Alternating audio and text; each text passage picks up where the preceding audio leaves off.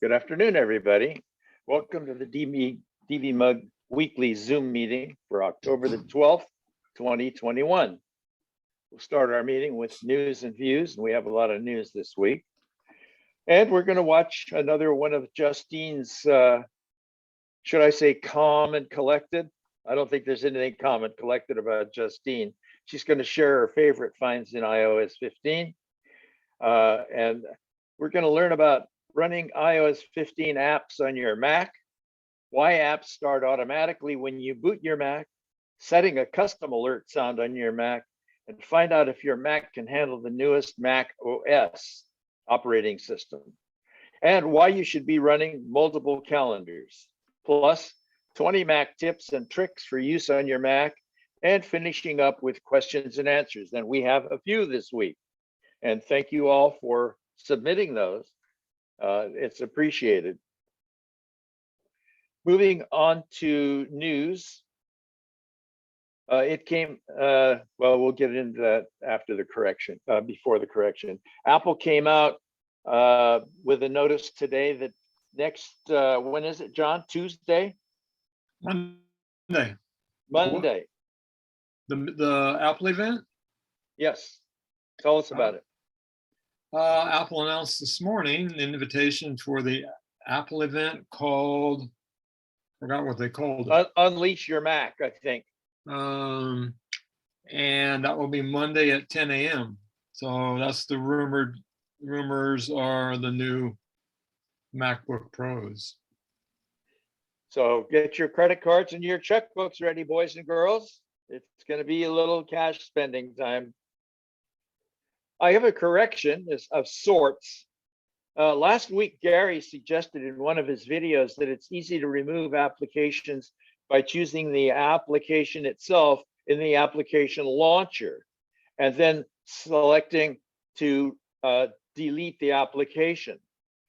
At that point, I wondered, does that remove all of the application or just the application itself? So while it's true, such deletion still, however, leaves traces of the deleted app on your drive, which we refer to as cruft. And that's the stuff that fills up your machine year after year after year. So if one wants to completely remove an app from their Mac, it's recommended that you use, of course, the uninstaller that came with the app, if there is one. But if there is not an uninstaller available, then we'd recommend you use something like App Cleaner, which is free, or a similar application. Now, there's been some talk about one program called Mac Cleaner, and I honestly don't know a lot about it, but I've done a little reading on it, and I'm thinking I'm going to try and review some of the features of that for next week and see if it's really something that isn't dangerous like Mac Keeper. John, you got your hand up.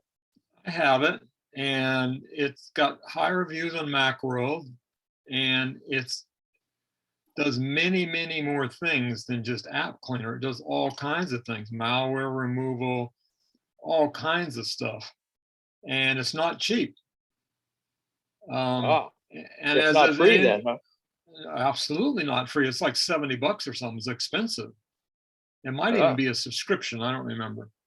But it got high reviews on Macworld, and it does everything you can possibly imagine about looking and cleaning and doing, removing as an app remover, malware remover, size remover, remove all kinds of stuff you can't even imagine. But like anything else, it's got so many tools. I mean, it has a big button, you know, push it here, clean your Mac. I'm going to do all this stuff for you. That's very dangerous. Yeah. And I use it, I open up each thing and I see what it's going to do, and I do the things that I want to do, rather than just let it rip through your computer and throw a bunch of stuff away. Yeah. Good. Thank you. That saves me a little work for next week. So yeah, but to remove everything from an application, because when you install an app, it puts stuff everywhere. And if you use App Cleaner, it'll show you a list of all the things. When you say, I want to remove the didgeridoo application, it'll show you where all the rest of that stuff is, and it'll go clean it all out. So it's very good, and the price is quite right. Free app cleaner. I've been using Rick, Yeah. Janet Johnson. I've been using App Cleaner for years, and I love it too. It's excellent. And is it truly $70? No, the one The you're free talking- one she's talking free about. one. Yeah. App Cleaner. Oh, okay. Yes. Yeah, it's very good. Can I ask a question, please? If About it's App related Cleaner? to this, if it's related to this. Yes, I used it a couple years ago and I forget what I did. I dragged the app over to the App Cleaner. Is that what I did? Yes, That's that's it. what you do. Yeah, and it Seems does a Jim Crack good Easy at the job. time. Okay, I don't know how many of you read Larry Magid in the Sunday paper or not, but this last week he had quite an article on one of the things that bugs people are the never-ending auto-renewing subscriptions that are very hard to end. That sometimes it's easy for you to sign up for one of these subscriptions, but if you want to delete it, you've got to write to somebody in Anchorage, Alaska, or somebody on the specified format and so forth. Well, California AB 390 puts a stop to this. It's going to be effective June 2022, and that sounds like a long way off, but it's not really that far off. It will force businesses to allow you to cancel without jumping through hoops, and to be able to do it online if you choose. If you've already committed and are in the midst of an existing subscription, it doesn't cover that, however. And this was from the Larry Magid column called Personal Technology on the East Bay Times of October the 8th. That would be So- good, Rick, because I found out the hard way about an organization that does exactly that. If you go to pay your newspaper bill for the East Bay Times using a credit card online, Yeah, it automatically signs you up for an auto-renewing subscription. yes. And you may have also noted that what you're paying for the East Bay Times is probably not what your neighbor is paying. The price that they ask is not the price that you have to pay. Last year I renewed, and it was, I believe it was $95 for a year home delivery. And then I spoke to my friend, Jerry Kelly, who you guys don't know, and he renewed his, and he played a little more hardball with them, and he got it for $60. So that's $5 a month. So, you know, you got to really practically negotiate with these guys. But the auto renewals are just miserable, just miserable. So does this apply to subscriptions that you get in any way, like sending in a postcard or doing online or through Apple? Specifically online. Specifically online.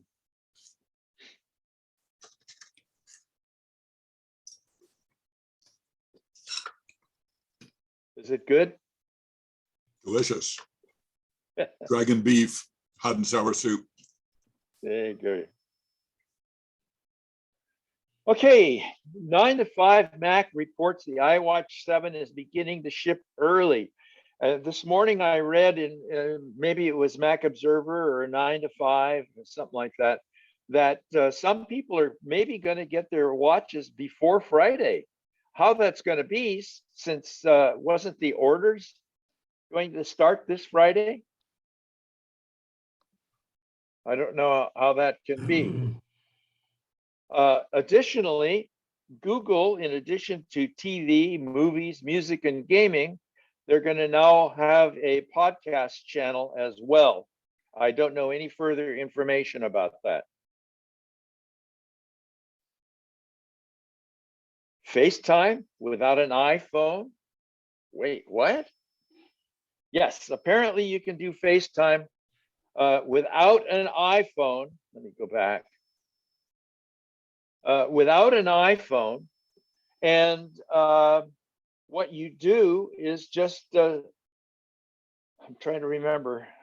I did this You about, share the link and send them the Yes. link, and then they click on it. It does it in a web browser. yeah, thank you, John. Yes, so for a lot of, I was surprised at the senior center, there's a lot of seniors who don't have Wi-Fi.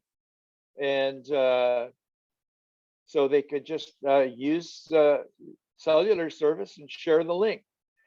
And I tried, but that has nothing to do with the FaceTime part anyway, though. But I tried it with my cousin who's got a Samsung phone. And yeah, it sends them a link. They click on the link and there you go. It works. FCC to rein in gateway carriers that bring in foreign robocalls to the United States. This has been the loophole that these creeps have been using for quite a while. They go offshore and they're not subject to the rules and regulations of the United States. But FCC has announced that it's going to take some steps against these companies and against the companies here that receive those calls and then send them on through us. So they're going to implement the STIR, Secure Telephone Identity Revisited, and SHAKEN, signature-based handling of asserted information using tokens protocols on domestic companies by using digital certificates. So they'll be able to weed out some of these calls from Rachel of Auto Warranty Services and others of that ilk. I don't even answer my phone anymore, even though I have Nomo Robo. They've apparently found a way to defeat it. And I'd say 8 out of 10 calls that I get on the home phone are spam. And I'm now starting to get more spam on my cell phone, but using Hiya at least gives me a warning that it says suspected spam when it comes in, but it still rings.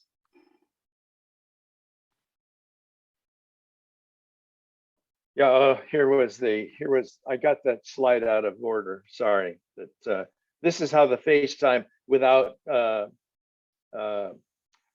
you can do it with a non-Apple iPhone and set it up as usual. Once the request is sent, you see that a link was sent to the recipient. The recipient then opens their browser with a link and the conversation proceeds. I can't read that. Oh, yes. After iOS 15 came out, I stopped getting notifications. My email is set to give me a sound.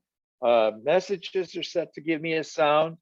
And all kinds of audio notifications just stopped. And what happened was that after I installed iOS 15, it went in and changed my defaults. So in order to fix this, and actually I had to call Apple support for this, and the first level tech didn't know the answer, and we went to second level, and they were doodling around and said, gee, let's open this, your settings and go to notifications, and all the notifications were allowed. But yet they said, well, let's try customized notifications. And under customized, they were all turned off. So all it took was under the customization to allow them to turn back on. And then on each email account, you want to click on it and then choose alerts turned on as well. If you've only got one email account, then you're home free. But I have several, and I had to go into each one and allow it to come on. So if that problem happens to you, there's the answer. I'd like to add to that, because last week we were talking about not receiving notifications for text messages sometimes. That's right. Yeah. And I was not receiving notifications, and I did check in notifications and it was allowed. But then I poked further, and under do not disturb, even though my do not disturb was off, Right. There's a tab that says allowed notifications. And in that box, I needed to add that Messages app to allow notifications, and then it started working again. Yeah, because it defaults to none, and that's crazy. Yeah, there's no apps. Now I only have the one app in that box, but there were none here. Even Yes. though Do Not Disturb was off, this Was was the- still overriding it. That was the same for me too, Ann. Yeah. Scott, you got a question? Yeah, I just want to say I've been getting junk calls from AT&T, presumably selling their cable or their TV program. I can't believe it. Yeah. I mean, they're supposed to be protecting the hen house, right? That's But they're the right. fox now, protecting the hen Yeah. house. I can't. I think those are fake. I've been getting them too for AT&T Direct TV, Yeah, which I do have. But they're all telling me that I'm eligible for a 50% discount. right. Call us back, and then I think the number is not AT&T. Or it could be a contractor running rogue on them or something. Who knows? I think it's phishing. Yeah, okay. I Yeah. agree with Anne. I've been getting them as well, and a ton of them. So Yeah, it's they're nasty. not AT&T, yeah. Yeah. Just nasty. Okay, is everybody ready to have some fun? Pop a Valium now, 'cause here she comes. Justine's always fun. Yeah, Hold on to your seat. yeah, she's cute. Hey friends, what's up? I thought I'd try a new intro today. I'm not sure how I feel about it. Anyway, we're gonna be doing iOS 15. We're gonna be talking about iOS 15 today. And I've been using my new iPhone 13 for quite a while now. And I just wanted to go over some of my favorite features. And honestly, the #1 feature that is my absolute favorite is when someone sends you like a freaking handful of photos, you click one single button and all of those photos are automatically downloaded into your camera roll. Before, that would drive me absolutely insane that I would just have people be like, look, put this in Frame.io, Dropbox this, make me an iCloud link, don't send me 500 pictures in one iMessage. There's also an option that you can now have it set up so that these will automatically be downloaded into your camera roll with the shared with you, shared to you, shared for you, shared with you. In that feature, what was it, shared with you? Why do I feel so silly? Shared with you. This also works with links, and it's been so helpful to have this because my sister and I have been working on setting up a new studio space, and we're constantly sending links back and forth. So just to be able to go in and look at the links and look at photos separately and automatically have this stuff downloaded into my camera roll, why did it have to take until iOS 15 for this to be a feature? I don't know, but I'm here for it and so excited that it is finally a thing. The next one that is kind of cool is using Facetime Links. This will allow you to FaceTime with anybody outside of the Apple ecosystem, whether they're on an Android phone, a PC, on a Mac, it doesn't matter. You freaking send them this link, they can join in on your FaceTime call. The only thing that you can't do with this is use SharePlay, which actually isn't even out yet at the time of making this video. But still, the fact that we can now extend outside of the Apple ecosystem and set a FaceTime link is pretty cool. Focus modes. Now, this is something that I have not yet actually kind of really dove into and kind of set up, but it is such a cool feature because you can set up various modes for if you're working or if you're at home, and it'll basically turn your phone into a completely different phone. So you can actually set this up so if I have Do Not Disturb on, I can see the people that are allowed to notify me when this Do Not Disturb is on. You can also have it change the applications on your home screen so that you won't be distracted if you're in work mode to go scroll on TikTok like I probably would be. So if I do have this Do Not Disturb on, people will also be notified that I don't want to be disturbed, and those set notifications that I've allowed will come through. Everything else, nope. There's also some new updates to Memoji. So you can update your avatar with 40 different outfit choices. There's 2 different eye colors. There's new glasses. There's 9 new stickers, and there's multicolored headwear as well as new accessibility options. Oh, they even have 2 different types of masks that you can wear now. But here's the clothing. Like, this is an aggressive amount of clothing options that you can choose from. I can barely figure out what to wear every single day on my own body. Now I have to worry about my Memoji.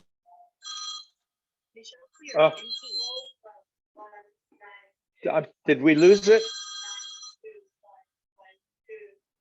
Yes. What happened? Oh, It's I'm getting a frozen. phone call. and I hear it cut somebody it out. ringing and your video froze. Yeah, it's my doctor too, darn it. I don't know how I'm gonna bring this back in. It looks like it's paused. I don't even see the video. Oh, we see it paused, like she just stopped. Yeah, I can't see it.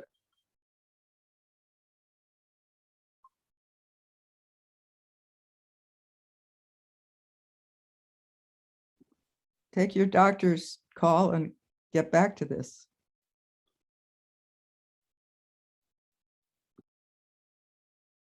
It's stuck on a froze screen on the middle of her video, so you'll have to stop it or reshare or something.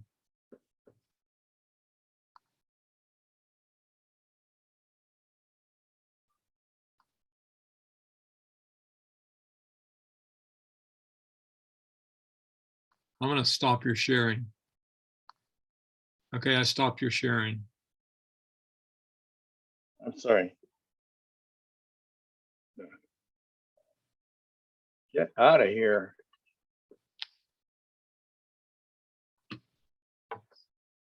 Oh, so you lost all that completely, huh? I heard it was going audio. along and it just froze, and then we heard the phone ringing. I'm so sorry. Let me go back to it. It paused when you answered the phone. I didn't answer it. When it started ringing, it paused, the video paused. I think what I'm gonna do is power it down, power the phone down. Just mute it. You turn the mute switch. Yeah, but if it rings, it'll still interfere. Really? I don't know. I've never had that happen before. Well, I don't want to mess you guys up here. My sharing screen, come back.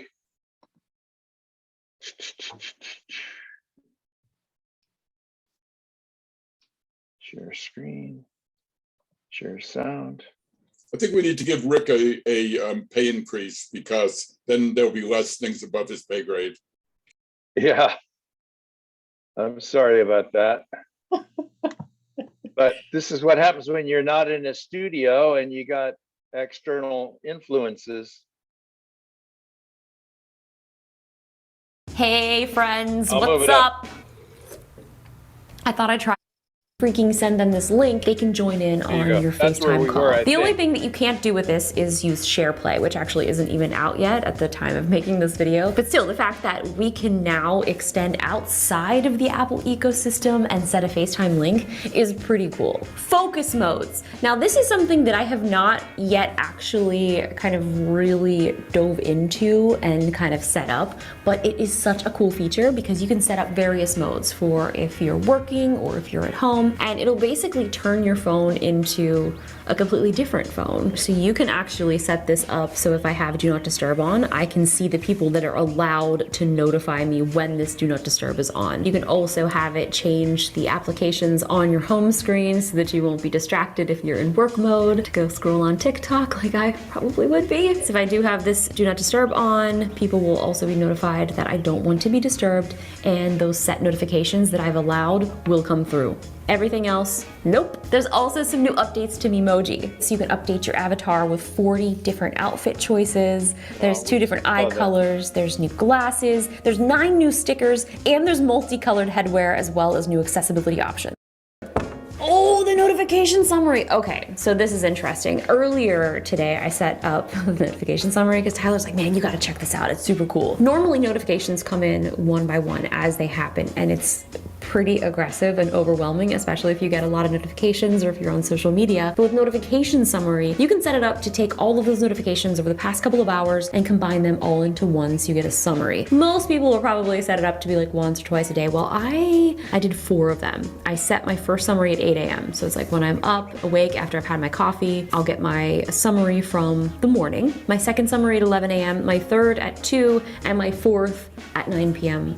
right before I go to bed. I feel like that's pretty good. Like that's not bad at all. I do think that the Instagram DMs and Twitter DMs and things like that will automatically be pushed through because those are kind of timely, but sort of the everyday updates of like so-and-so liked your photo, oh, so-and-so is sharing something on TikTok with you, those will all be kind of grouped into one little kind of section so you don't have to be obsessively like, what's happening, what's happening?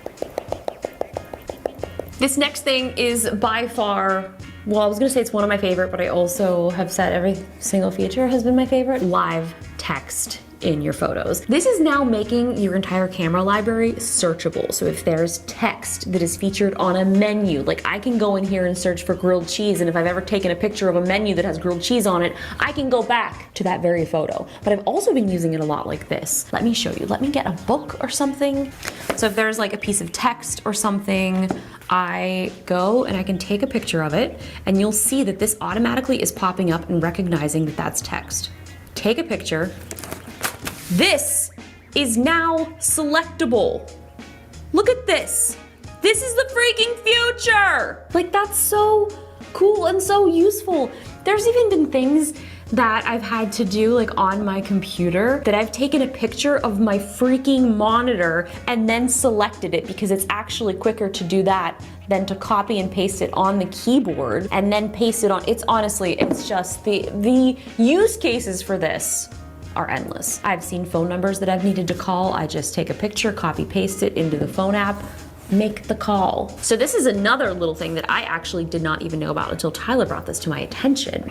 5G preferred over Wi-Fi. My internet at home it's not good. I have the best internet that I possibly can, and it still is not as good as the 5G service that I get on my phone. So this is kind of cool because it'll automatically be able to detect which is the better network and it'll switch to that. So if my 5G data is faster than my Wi-Fi, we're in business. So there's still a few features to come that aren't actually in iOS 15 yet, like the share play feature, so you'll be able to share music, movies, TV shows, all of those things. I can't wait to try that out. And you can just do that right over FaceTime. Another thing, this is state by state, but digital identification in the Apple Wallet. I personally can't wait for this because I know you guys have heard the story already. When I got my wallet stolen, lost my ID. And this wouldn't have been a problem had it been digital unless my phone got stolen. Then, well, that's a whole nother story. But the good thing about that is everything is linked to me personally with my Apple iCloud account. So even if I lost my phone, everything is always constantly being backed up. As long as you have that setting turned on, which I do recommend, I could go get another phone and I would be able to recover all of my information, all of my data, and I would have my driver's license back. I love the fact that companies are working on things like this do not disturb mode, the focus mode, to kind of allow us to have a better relationship with technology, setting limits, setting times that you'll be able to be notified and not completely just inundated with notification, notification, notification after notification. Anyway, I'll see you guys in the next video. I hope you guys have a great day. I'm working on trying to figure out a better sign off. Okay, bye.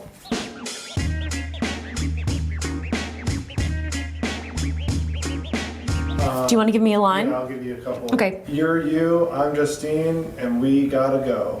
You're you, I Justine. No, I've gotta go. I'm Justine. I'm Justine. The video's over, but the fun has just begun. The video's over, but the fun has just begun. What is that? What fun? Is there fun after this? But the fun, they already had the fun. The video's over, now you're not gonna have any more fun.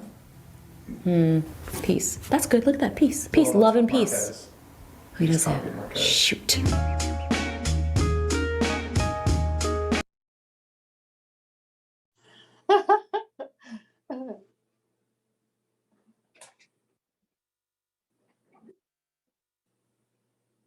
You're muted, Rick. I said, well, that's Justine. She's so cute. I can't believe it. Talk about enthusiasm. There is youthful enthusiasm. we got a lot of videos today, so I'm gonna speed through some of these. Let's learn about running iOS apps on your M1 Mac.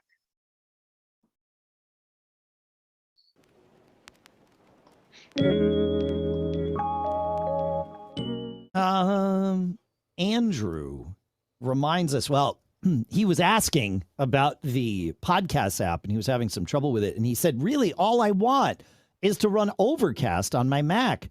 And then it hit me. Because I was typing an answer to him. I'm like, yeah, I know. Like, wait, I want that too. But you know what?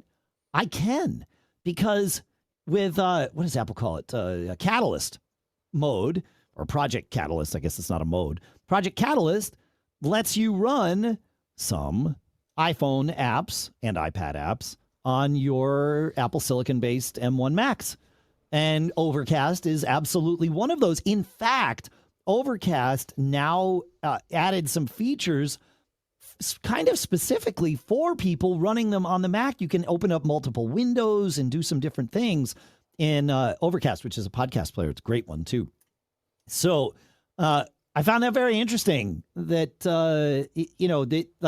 think about that. If you have a favorite app on iOS, go check it out on the Mac. It's easy to forget. Now, there are some apps which will not run, are built not to run. And it is 100% a decision of the developer. They can check a box or not check a box to allow it to be run on the Mac. There used to be a way using iMazing to slurp the IPA file out of the App Store, keyed to you, so you wouldn't want to share these. And then when you double click the IPA file on your Mac, it will offer to install the app. And that's still very true. I tried that with the Facebook app because I know that's one that isn't allowed for download on the Mac in the App Store. And it went all the way through the process. And when it got to the end, it said, oh, this app isn't provisioned to run on the Mac. You can't install it. So they've plugged that hole yet again, at least in the latest version of Big Sur. I didn't try it on my Monterey Beta Mac, but I think the same would be true. So yes, you can. And Catalyst is going to be, well, it is great for the things that you want to do, and will be great when Monterey comes. And maybe if the thing is next Monday, maybe it'll be next Monday for the new operating system. Who knows? So let's find out why apps start automatically when you boot your Mac. Here's Gary. Hi, this is Gary with MacMost.com. Today, let me tell you why when you start your Mac up, lots of apps and windows open up automatically.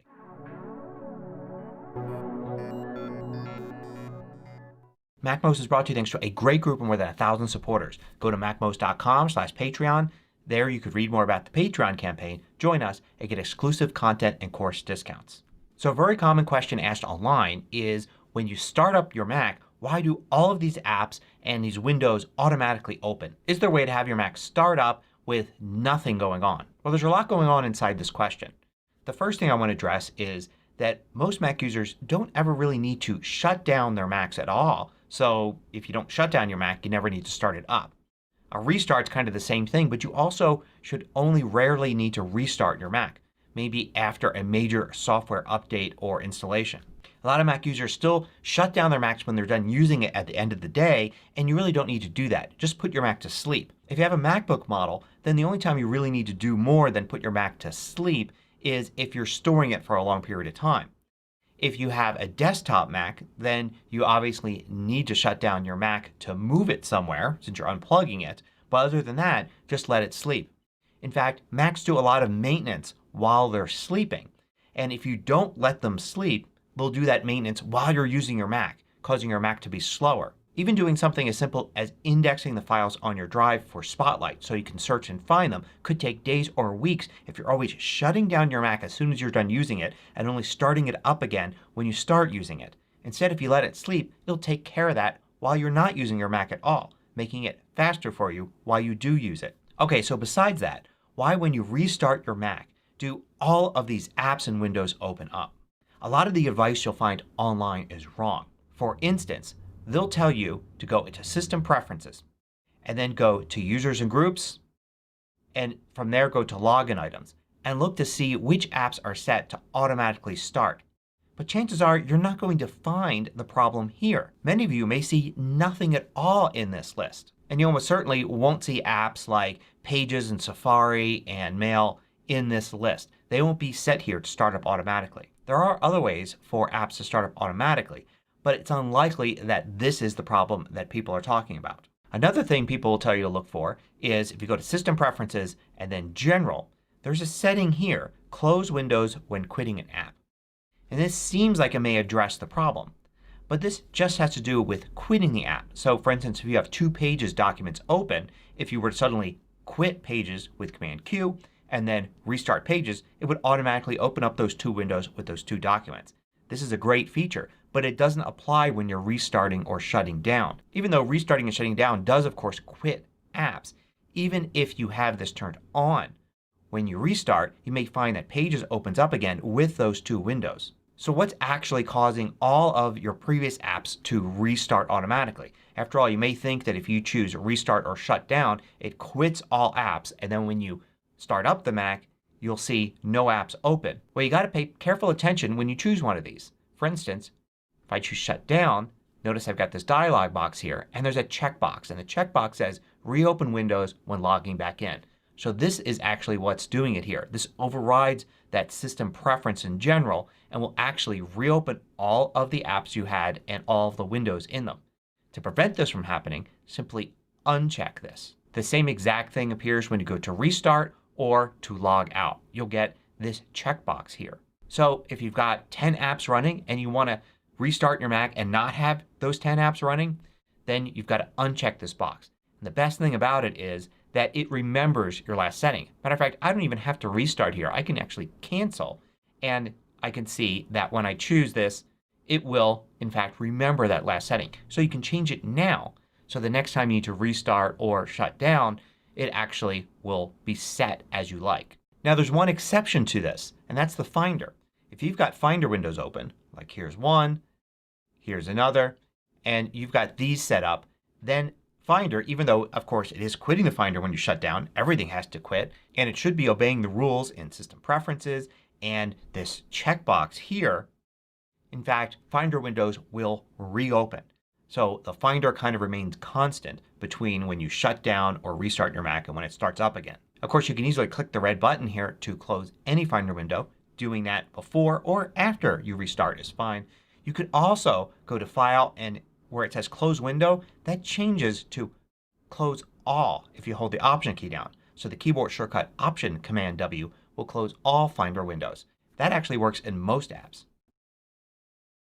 And another thing that adds to the confusion here is the fact that Mac apps have a fundamental difference in how they work from Windows apps. So if you come from Windows, you may think that if you are in an app like here I am in Pages and you click the red X here that Pages quits. But you can see it doesn't. You've simply closed a document window for Pages and Pages stays open. This is really handy because it allows you to close a document or window and then open a new one without having to relaunch the app again. And the same is true in Safari. Here I've got a Safari window open and if I click the X there, Safari remains open. And now I can go and use history, bookmarks, or whatever I want to open another Safari page. So if you want to actually quit Safari, what you need to do is choose Quit Safari in the Safari menu or just Command Q.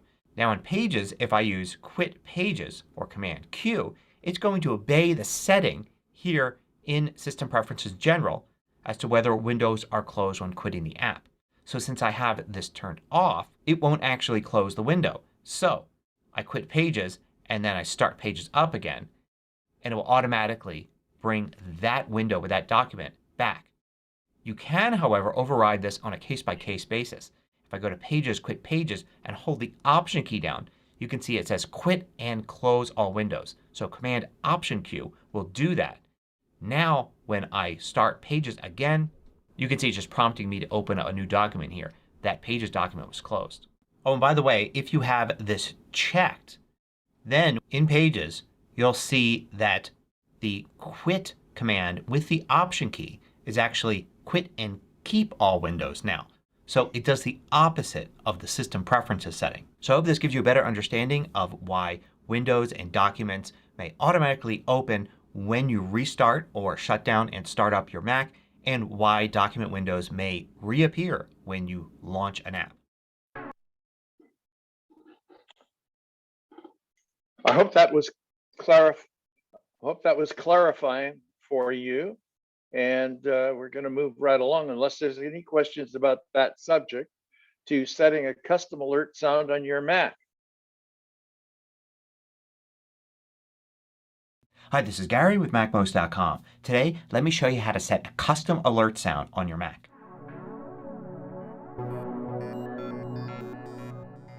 MacMost is brought to you thanks to more than 1,000 supporters. Go to MacMost.com/Patreon. There you could read more about the Patreon campaign, join us, and get exclusive content and course discounts. So whenever you try to do something on your Mac that isn't allowed, and in a few other situations, you get an alert sound. For instance, here I'm in Contacts and I've selected one of the categories here on the left instead of an actual contact. So if I hit the delete key, I get the alert sound. You can set your alert sound in System Preferences and then go to Sound, then Sound Effects. And here you can select an alert sound and you can go through all of the different built-in system alert sounds and select one. Then you can also select what speaker or headphone or other audio device you've got where the sound should play through and the volume for the sound. But what if you don't want to use one of those? What if you want to take your own sound file and use that as your own custom alert sound on your Mac?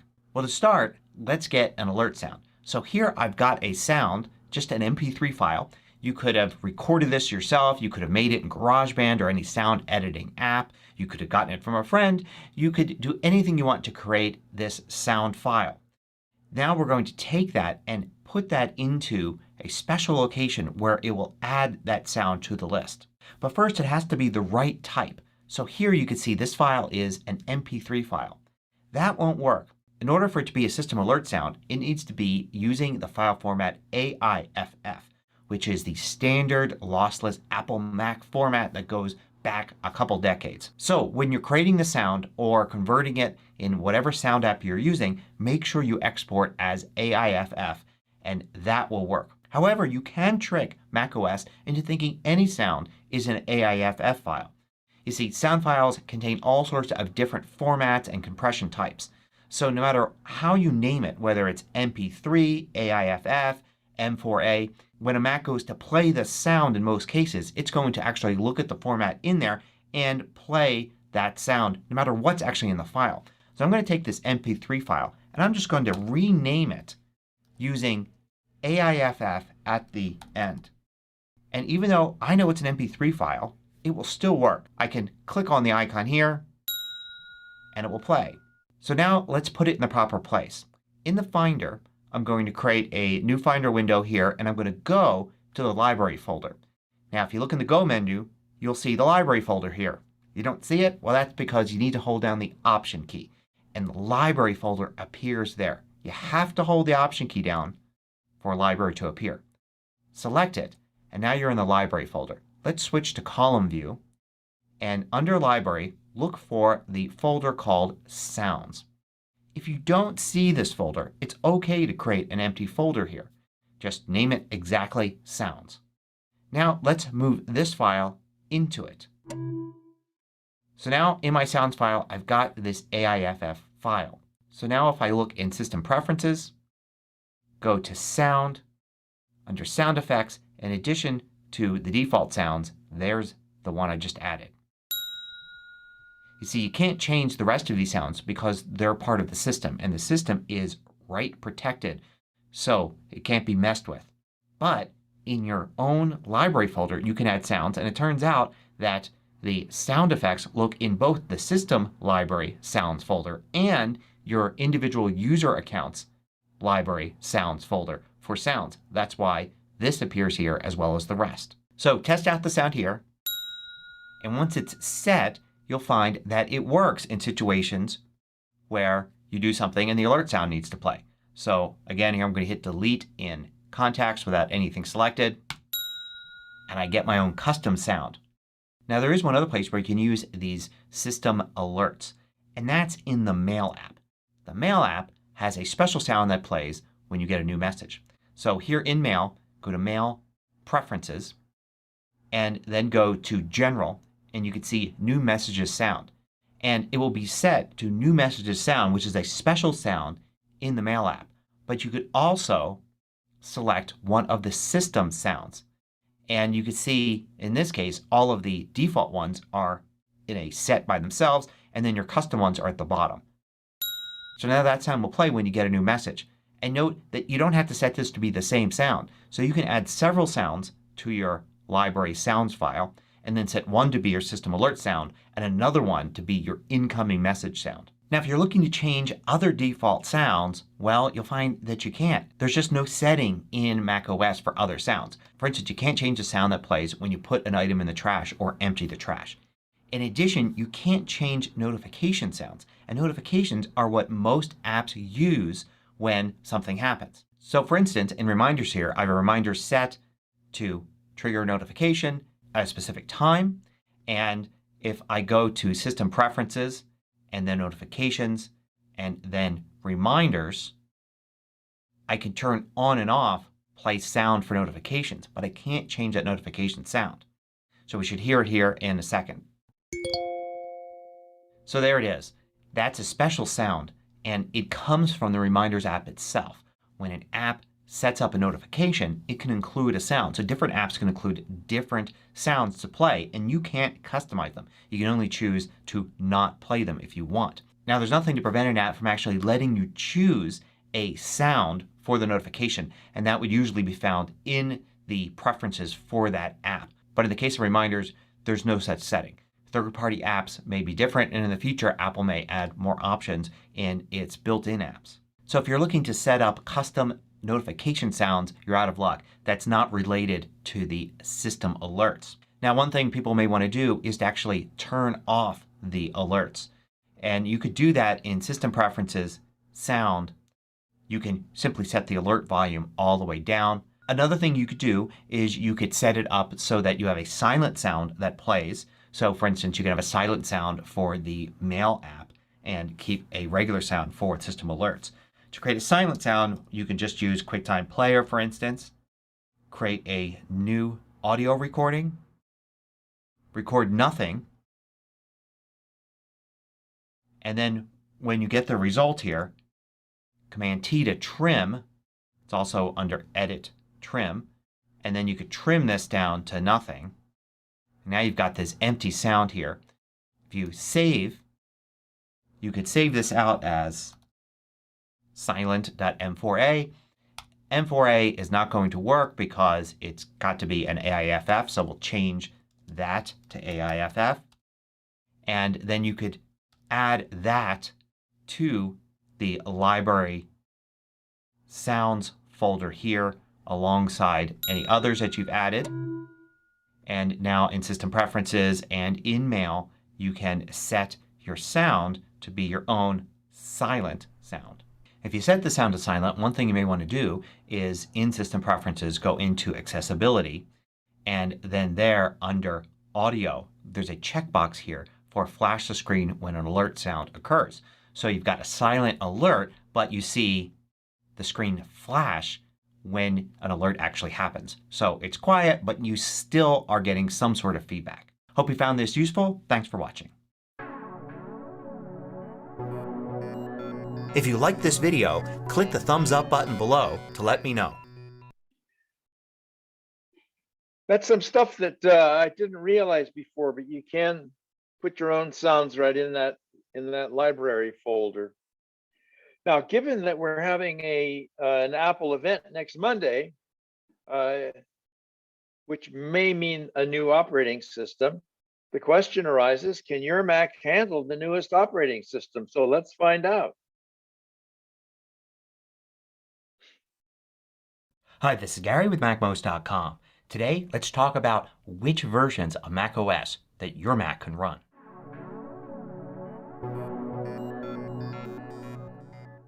MacMost is brought to you thanks to a great group of more than 1,000 supporters. Go to MacMost.com/Patreon. There you can read more about the Patreon campaign, join us, and get exclusive content and course discounts. So one of the most frequently asked questions about Macs online is which version of macOS can your Mac run. If you have an older Mac in particular, you may find that you're not running the most recent version of macOS that you can. But the question is, which version can you upgrade to? Maybe you can't go all the way to macOS Big Sur, but you know you can go further than the OS you're already using. Now, I always recommend that you keep your Mac up to date, that you use the latest version of macOS, and when a new version comes out, you update to that. That's how you get the latest features that you paid for when you bought your Mac. But sometimes life gets in the way and you don't have time to update, and the months go by and soon you find that you're a version or two behind. Other times you may let the maintenance of your Mac lapse for several months or even years and then find you need to jump to the most current version of macOS that you can in order to run some software that you need. Whatever your reason for wanting to update now, the one rule for all updates is to make sure that your backup is up to date. Make sure you're running Time Machine and that you've just completed a Time Machine backup before you update. If you're not running Time Machine, you've got to stop everything you're doing and start a backup right now. Everybody should have a backup going. And those that use their Macs professionally may want to have more than one backup, a clone or online backup as a second backup. Make sure all your backups are up to date before you do a major system update. But you already know that, right? Good. Now, another thing people get confused about is the difference between major updates, like going from Mojave to Catalina or Catalina to Big Sur, and the system updates that happen in between. The in-between updates, the minor updates, you get those when you go to System Preferences and there's Software Update. And you should have things set up here under Advanced to automatically check for these new updates. So these minor updates are within the major updates. In other words, if you have macOS Big Sur, you get several updates within Big Sur. So it goes from Big Sur 11.0 to 11.1, 11.2, and now we're at 11.4. So these all should happen automatically, and if they don't, you can access them under Software Update here in System Preferences. However, you won't get the major updates here. Software Update won't take you, for instance, from Catalina to Big Sur. In order to do that, you've got to get the update in the Mac App Store. And you should get lots of notifications from Apple that it's available. And also it's probably going to be the top thing at the App Store for at least a month after the release of the new Mac OS. So what version of Mac OS can you run? Well, it can be tricky to figure that out. The first thing you need to do is figure out which Mac you have. Now, don't worry about model numbers or technical specifications or anything like that. The version of macOS you could run depends on the actual model name and year of your Mac. It doesn't matter which CPU you have, which GPU you have, how much RAM or disk space you've got. It's the model name and year. And in order to find that out, all you need to do is go to the Apple menu and then About This Mac. And you'll find it right here. In this case, I've got a Mac Pro 2019. That's what you're looking for when you want to identify your Mac. This one is a Mac Pro 2019. And here's another example. This is my M1 MacBook Pro, and you can see this is identified as MacBook Pro 13-inch M1 2020. That's the identifier that you're looking for. And here's another one. This is for my older MacBook Pro. So once you know that, the next thing to do is to look online. Now, Apple has pages for each version of Mac OS. All you need to do to find them is do a web search for the name of the operating system. So let's do Mac OS Big Sur and then the word compatible. And usually it's the first hit. And here you can see it's a page at support.apple.com. Mac OS Big Sur is compatible with. Okay, let's go and look at that. And this is the official page here. And what you'll find here is a list of all the Macs that are compatible with this. Or sometimes it just shows you a Mac model and then every year after that. So in this case you can look up your exact Mac model by its name, like that, and then figure out whether or not you can run, in this case, Big Sur. Here are two of the Macs that I just showed. Let's try the same thing but with Catalina. And here's that same type of page from Apple, and you could see all the models that Catalina will run on. So unfortunately it's not easy to figure out which version of macOS you can go to, because you have to look at each one of those. You need to start with Big Sur and then work backwards and find the most recent version of macOS that your Mac is listed for. So to make things a little easier, I have compiled a page and I have it here at MacMost. It's macmost.com/macOS-system-requirements-list.html. But here's a shortcut to make it easier to get to this page. And you can see here the requirements list and all of the most recent versions of macOS all the way back to Yosemite are included. And then even some notes about earlier versions of macOS. So just look through each one and figure out what is the latest version that your Mac can use. In addition, I'm listing the release date for each one of these, and you can also click on the Wikipedia link where you find all about the new features that are in each version of macOS. So if there's something particular you're looking for, you've got a quick link to that. Now, in most cases, you've got a link to the Mac App Store, and you can go to the App Store and find that version of macOS and then get it through the Mac App Store. That's the right way to update macOS. But if you go back far enough, instead of a Mac App Store link, you're going to get a link to a disk image, an installer that you can download instead. Now there are two questions that I know I'm going to get from this video. One is, how about if you want to downgrade? How about if you're at Big Sur or Catalina or something and you want to go backwards? I don't recommend doing this for anybody. If you've got old software that you need to go back before Catalina in order to use, I recommend updating that software or finding a replacement. Don't take your entire computer backwards just to run that outdated piece of software. Or if you're sticking with an old version of software, it's time to upgrade to the latest version of that app. You're going to have to upgrade eventually. If you're using an old Mac, one day you're going to have to get a new Mac. And that Mac is not going to be able to go to earlier operating systems. A Mac can only use the operating system that was out when that model came out or newer. It can't go backwards. So if you're sticking with, say, Mojave now to run an older app, one day you're going to get a new Mac and you're not going to be able to run that older app. So you might as well upgrade that app now or move to a different app while you can and do it on your own terms rather than being forced to do it in the future. If you do want to downgrade, it's a pretty complex operation. There are many ways to do it. One is to use Time Machine to roll your entire disk back to an earlier.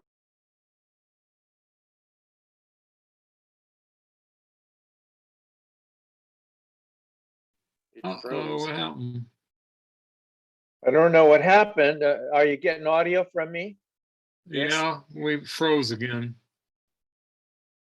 I do not know what's going Your on. time, Here we go. but There it then goes. you might lose files and things like that. It's very tricky. You can also go into a special recovery mode that's Shift Option Command R when you restart, and that will restore the system not to the current version but to the earliest version that your Mac can use, the one it probably came with. So you can go way back to something and then upgrade from there to the version that you want. You can also make a USB installer, but that's complex as well. So chances are, if you have a really good technical reason for wanting to go back to an earlier operating system, you know how to do one of these things. And if you don't know how to do one of these things, I definitely don't recommend rolling back to an earlier operating system just because you don't like something about the new one or you're not used to it yet. It often takes a little time to get used to some changes.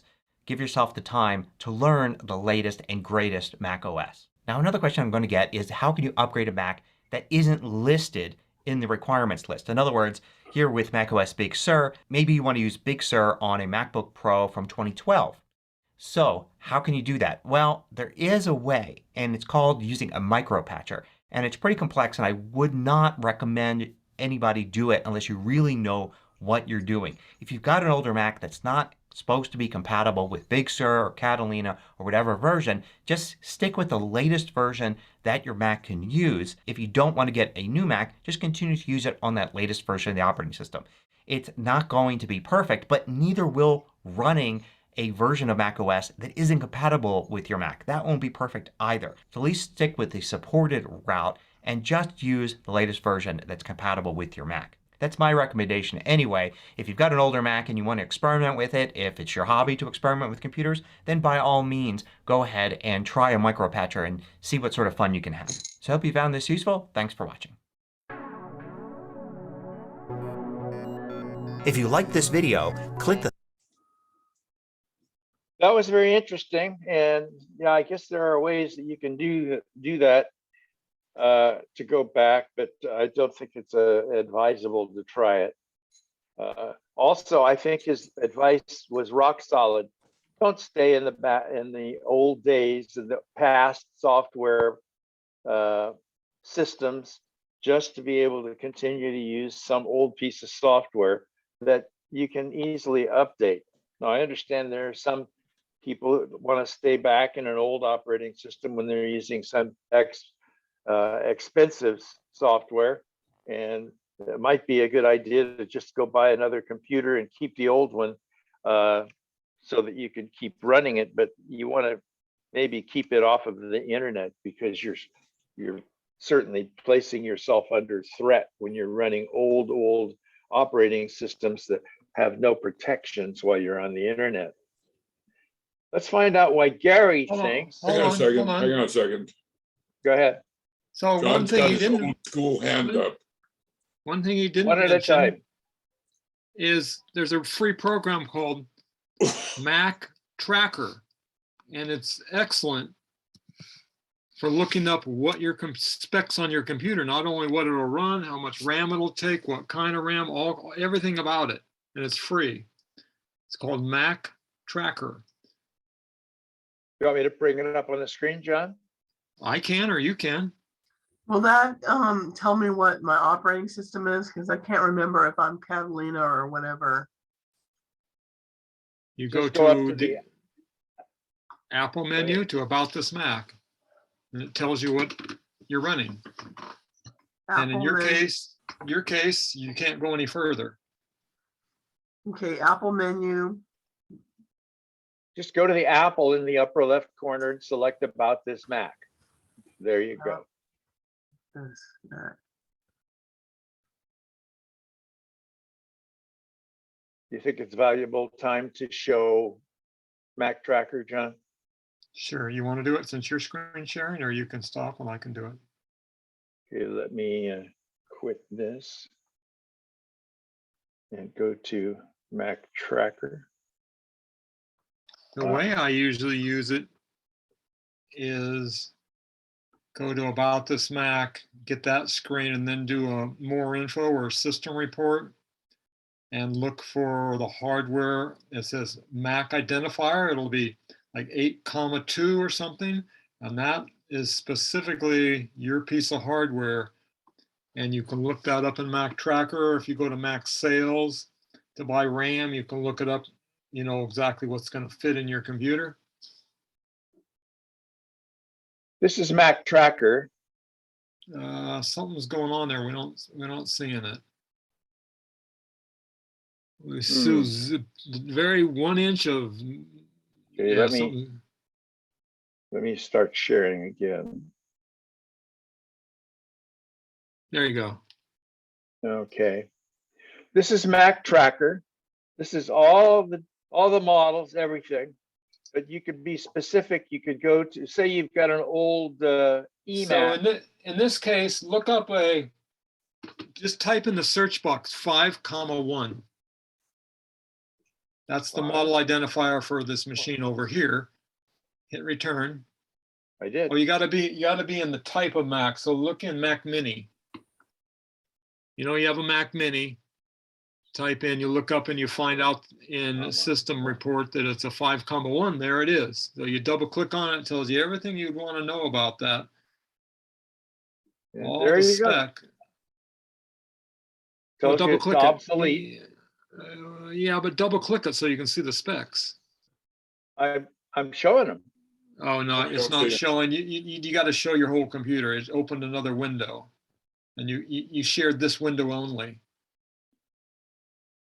Okay. It's not showing the other window that opened. So you'd have to stop sharing. Okay. All right. And then share desktop 1. Yeah. Let's see, Mac Mini. There you go. So this tells you all the stuff you'd want to know about it. The processor it's running. You click on software.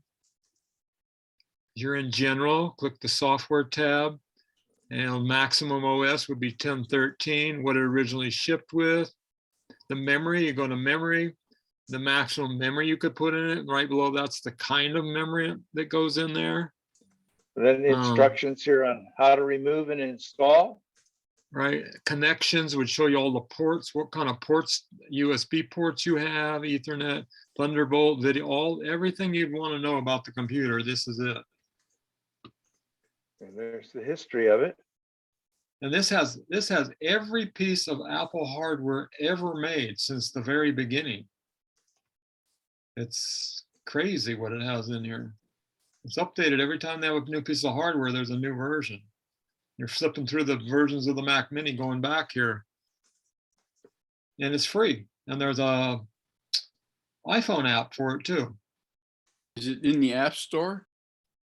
I'm not sure it's in the app. So just go to Google and Mhm. type in Mac Tracker. So you put Mac Tracker and then what do? You put, what do you? Well, Mac Tracker has a website and it allows you to download it there, or if there's available in the App Store, I think it says that, and you can go to the App Store and get it. I think you can get it either way from there.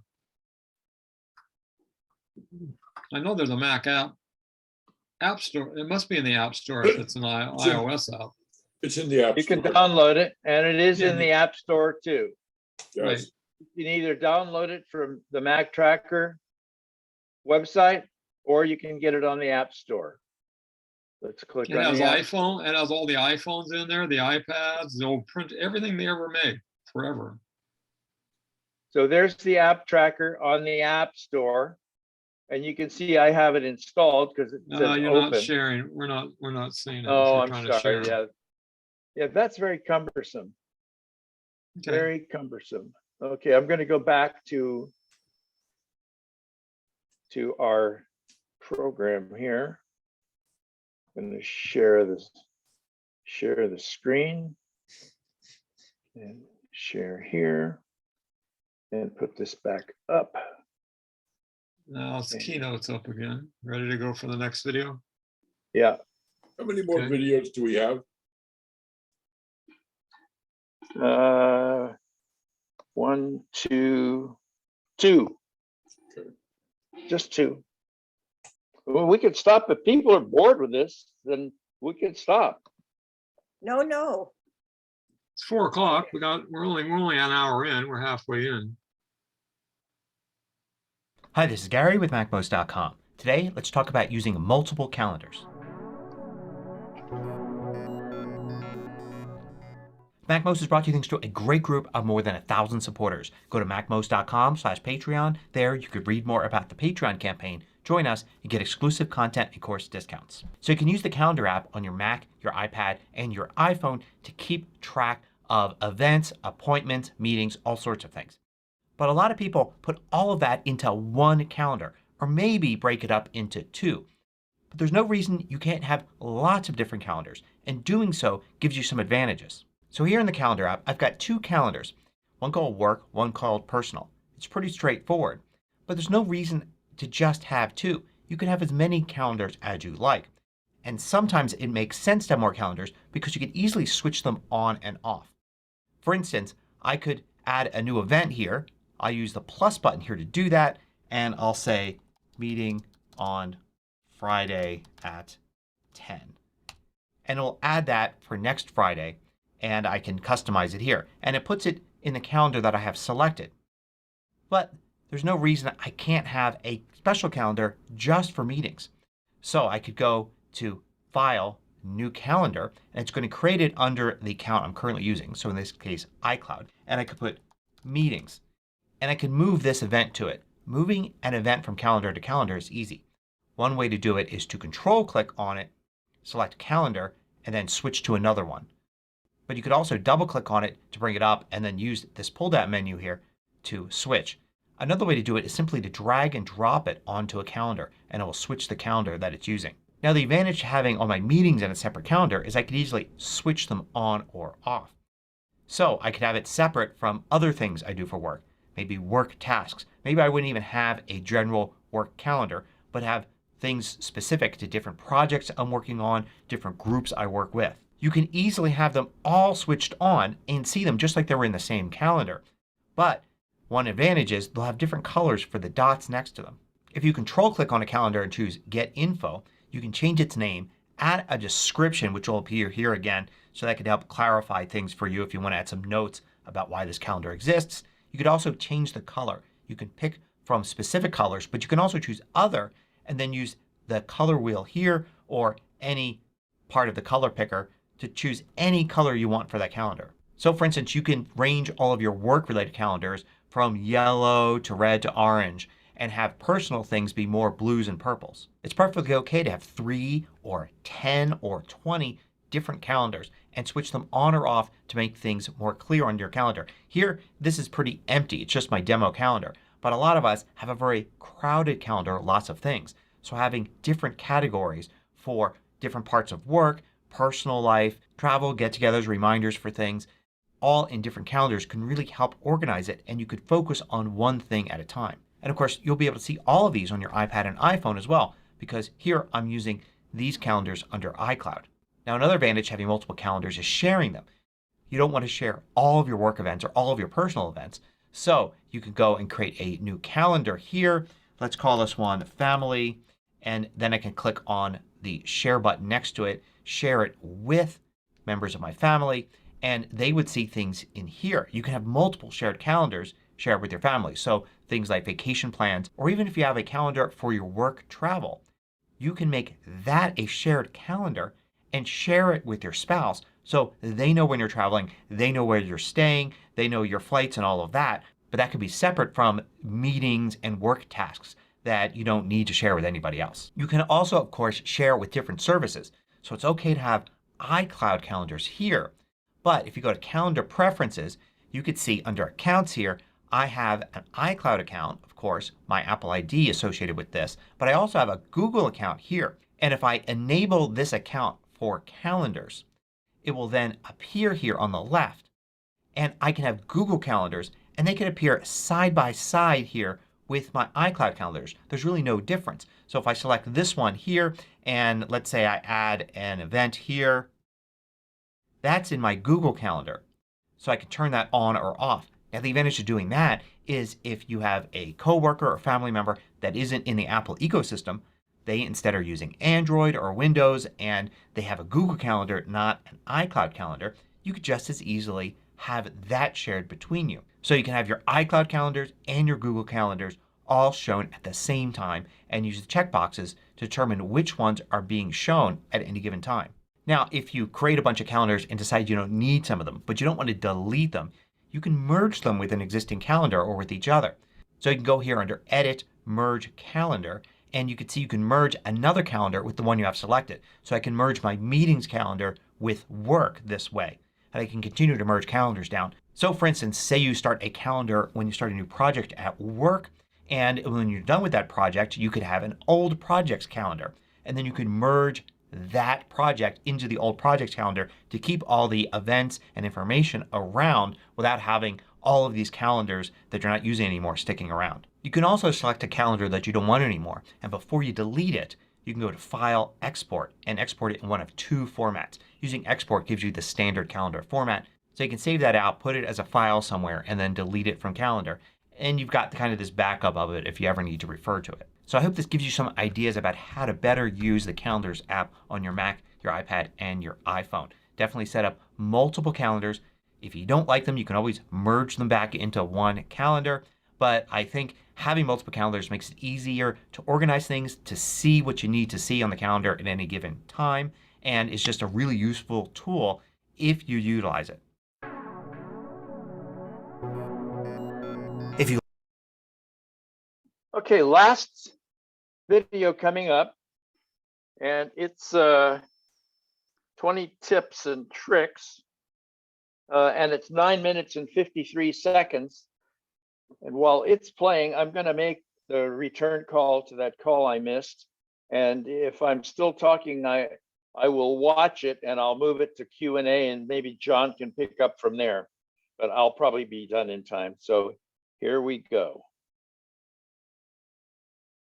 Hi, this is Gary with MacMost.com. Today let's talk about using multiple calendars.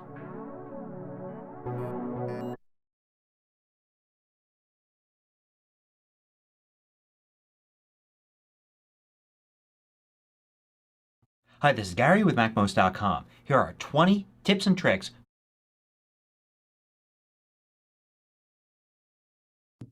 Uh-oh, it stopped. Rickster, can you hear us? Oh crap. It stopped. I think John could tell us 20 tips and tricks. No, now he can't hear us.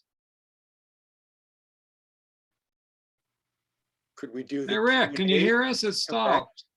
No, he took his headphones off. Could we do the Okay, I'm Q&A going to stop back? this. It stopped, Rick.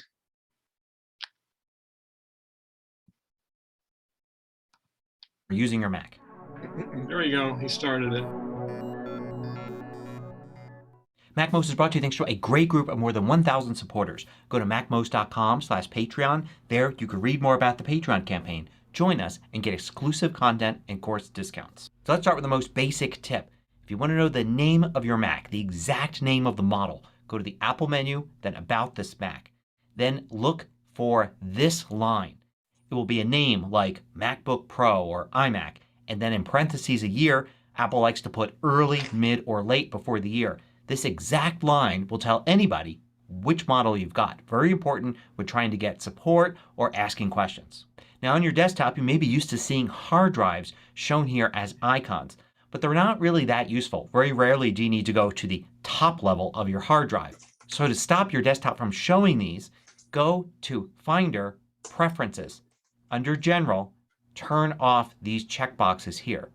And now those items will no longer be represented on your desktop, but you can still get to them in the Go menu by going to the computer level. And then you'll see them in the Finder like this. Now when you're looking at files in the Finder, you can double click to open one, but if you want to open a file in a specific application, just control click on it and then choose Open With. It will show you all the applications that can handle that type of file, and you can choose which one to open up. The default's at the top, but you can choose another one instead. Now when you have multiple windows open, you can click to drag one, but it's going to bring it to the top. If you want to keep the window in the layer it is, but still move it, hold the Command key down and then drag, and then the window will stay behind other windows as you move it.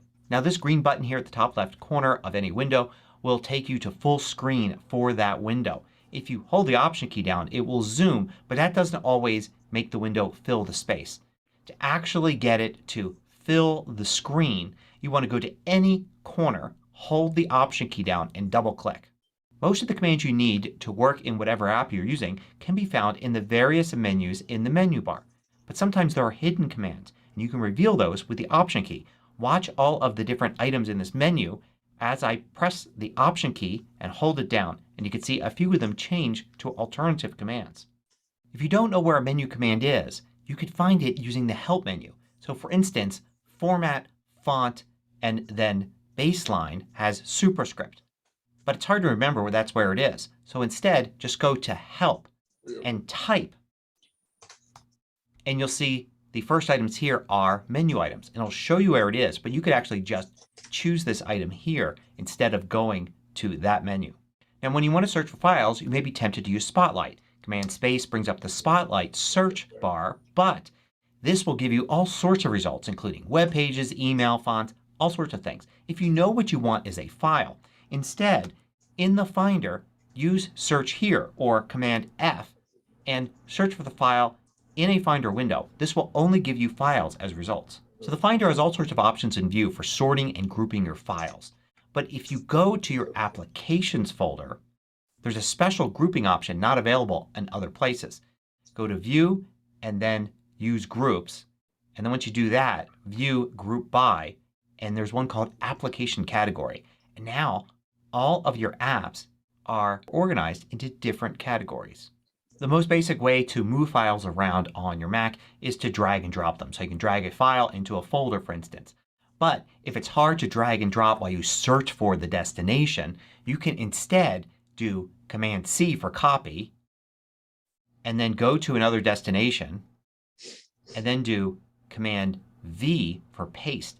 And that will actually make a copy of that file in the new location. Hold the Option key down and Option Command V changes to Move. So now I can move that file here without having to drag and drop it at all. Many years ago apps allowed you to choose File, Save As to save a new copy of the current document as a new file. It's not there anymore. You can use Duplicate for something similar.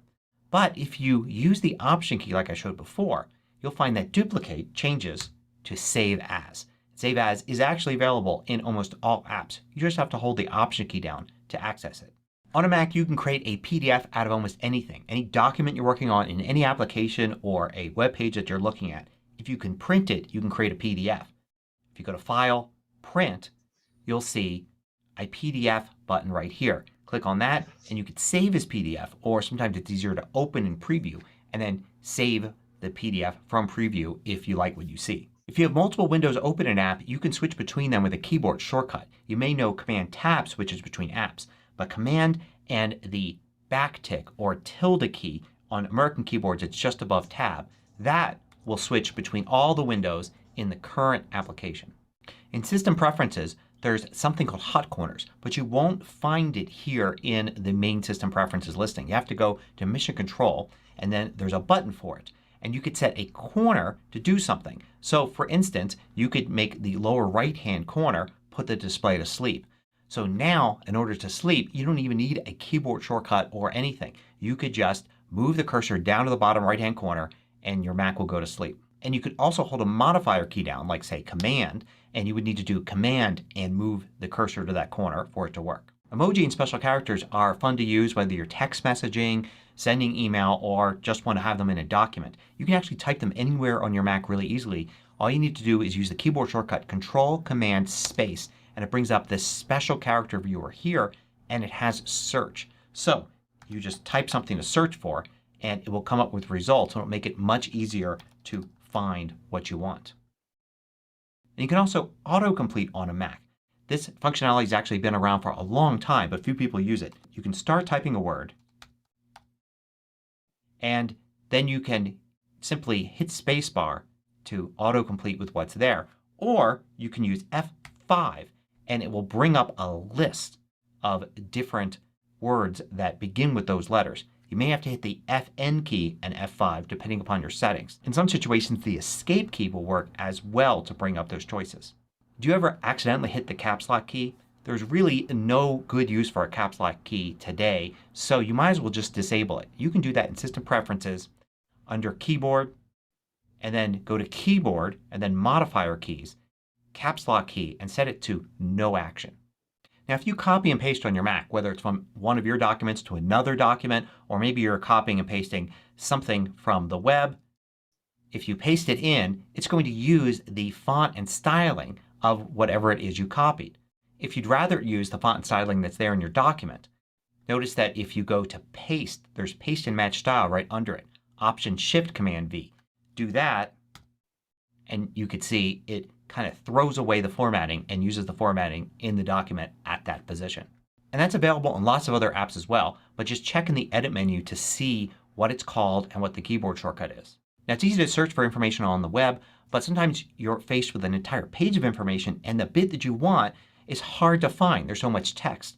You can search inside of a page with Command F. And it brings up this little search field here. You can change it from contains to begins with if you want.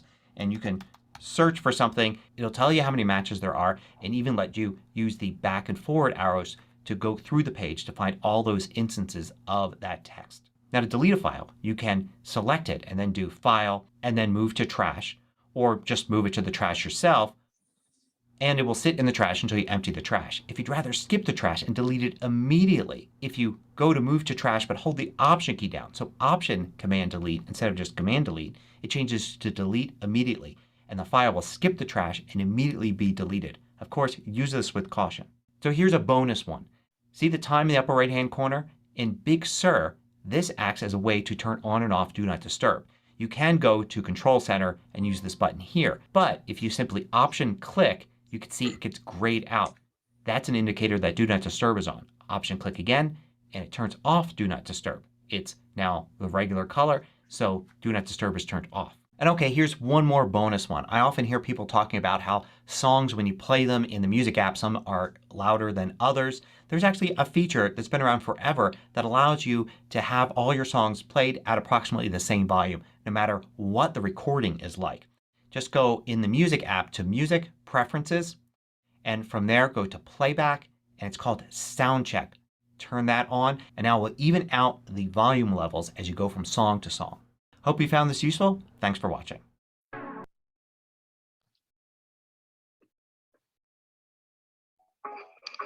Let's move to questions and answers. I'm on hold, so.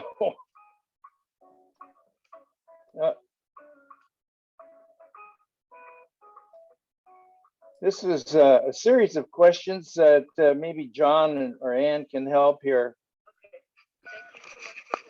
Okay, thank you.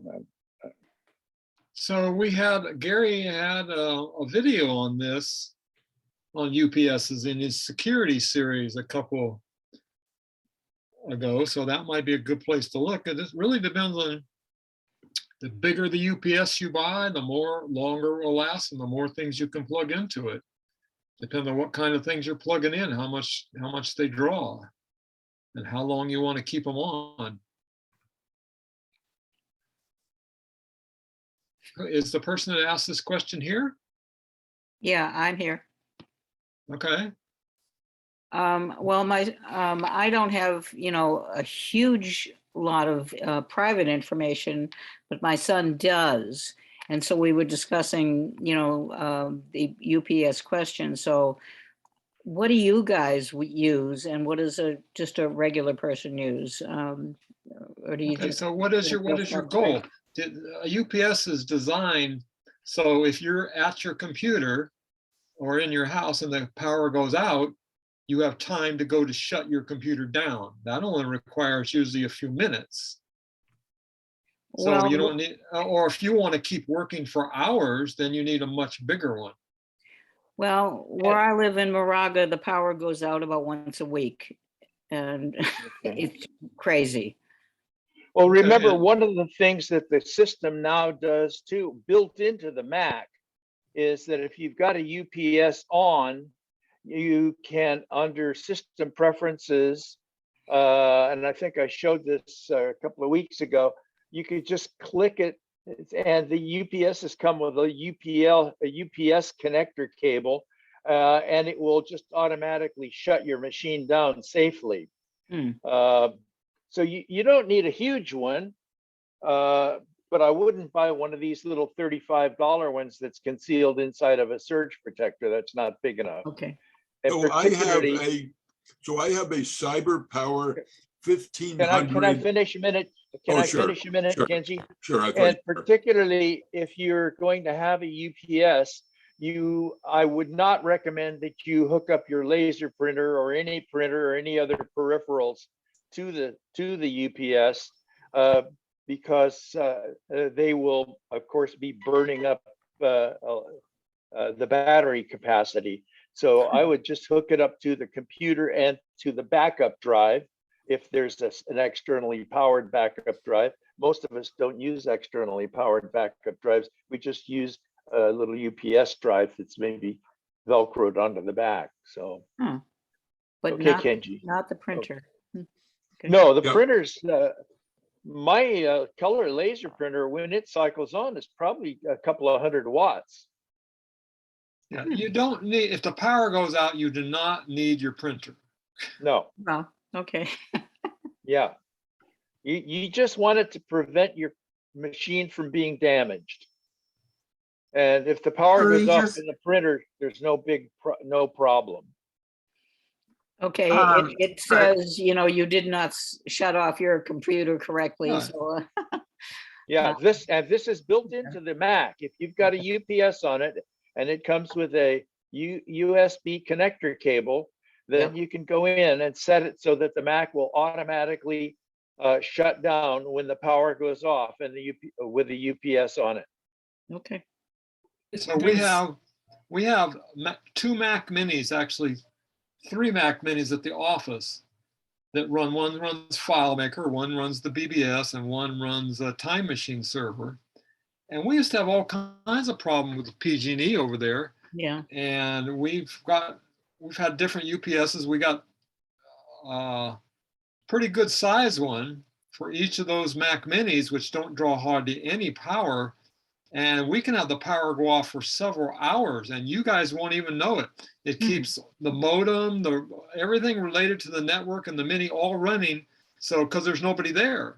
Okay, and we continue to use the BBS.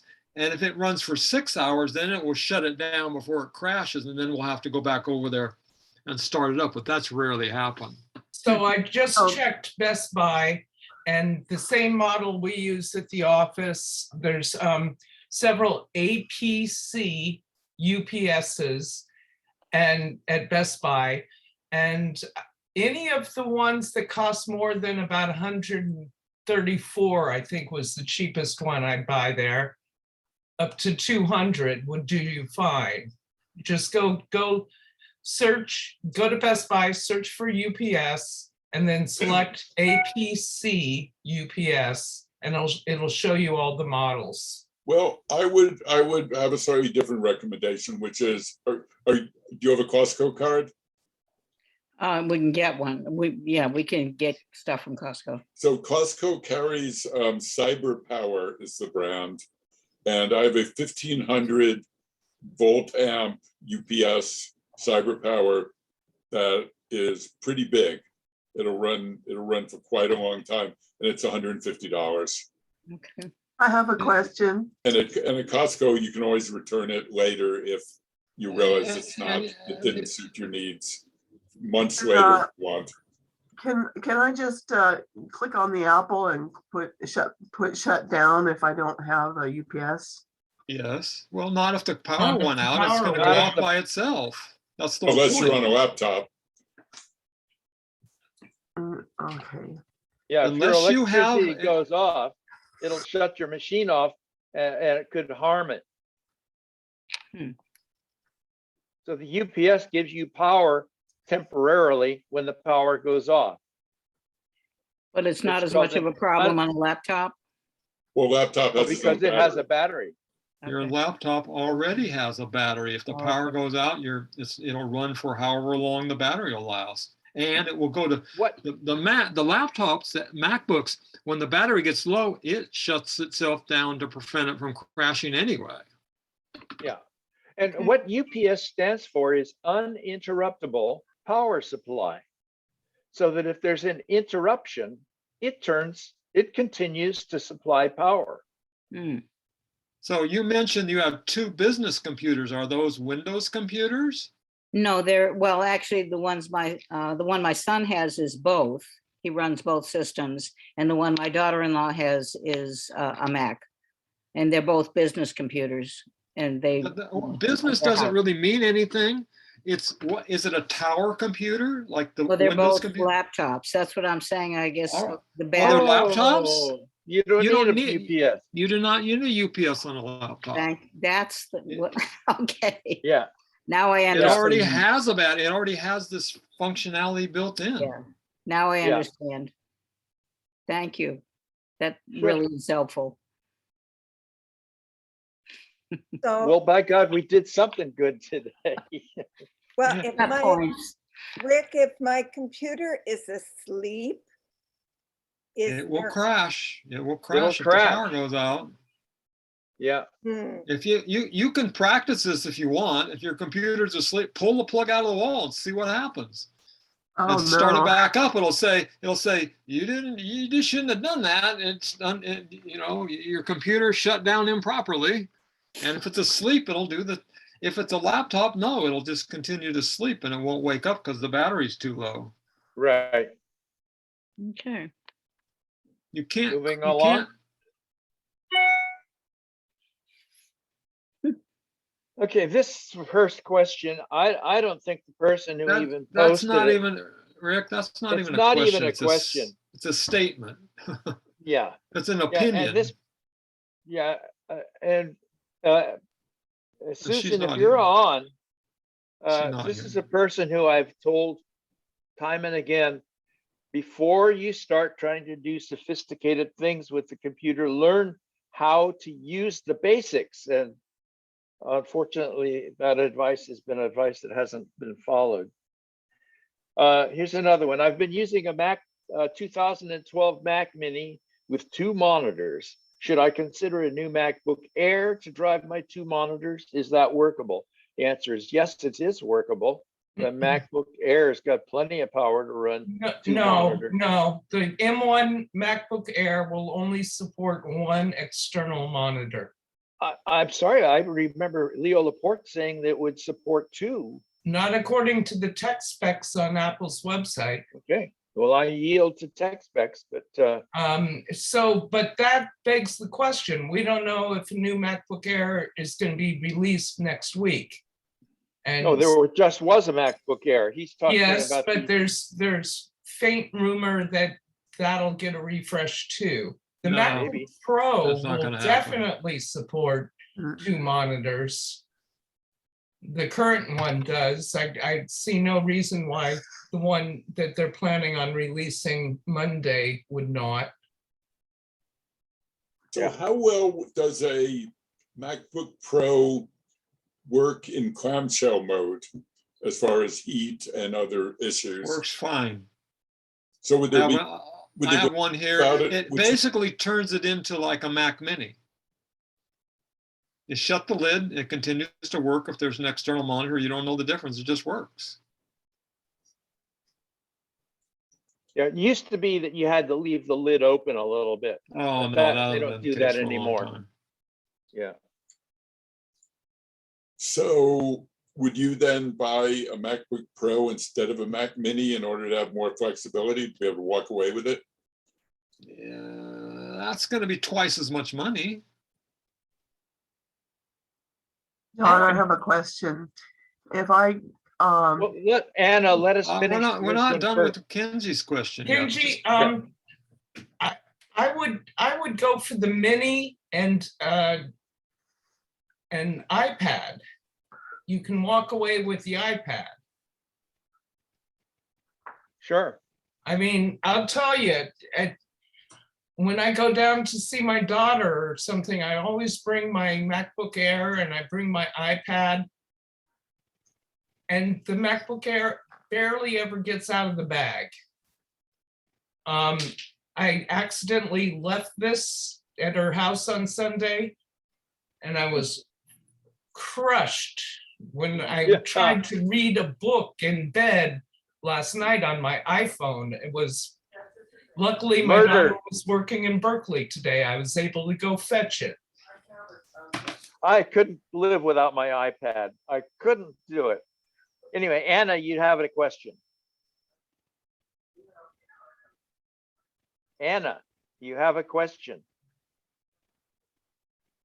I thought that was Evie that was asking a question, no? No, Anna was trying to ask a question during yours. She's now not there. Okay.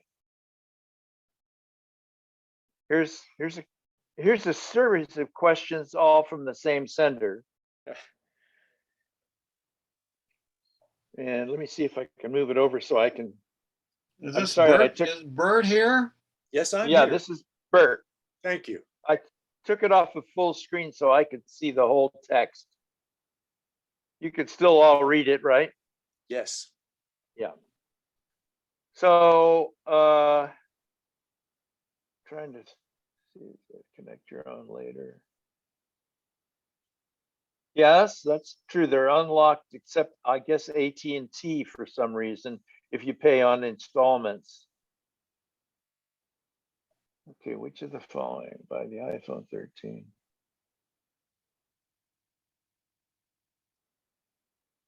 I believe that your current 6 SIM card will work. It will? I think it's borderline. I don't even know if I think they came out. Didn't they come out with a mini SIM after the 6? Yeah, they did, because I couldn't use the SIM card for my 6S in my iPhone 11. Okay, It so required then, a yeah, you micro would SIM. need a new SIM card.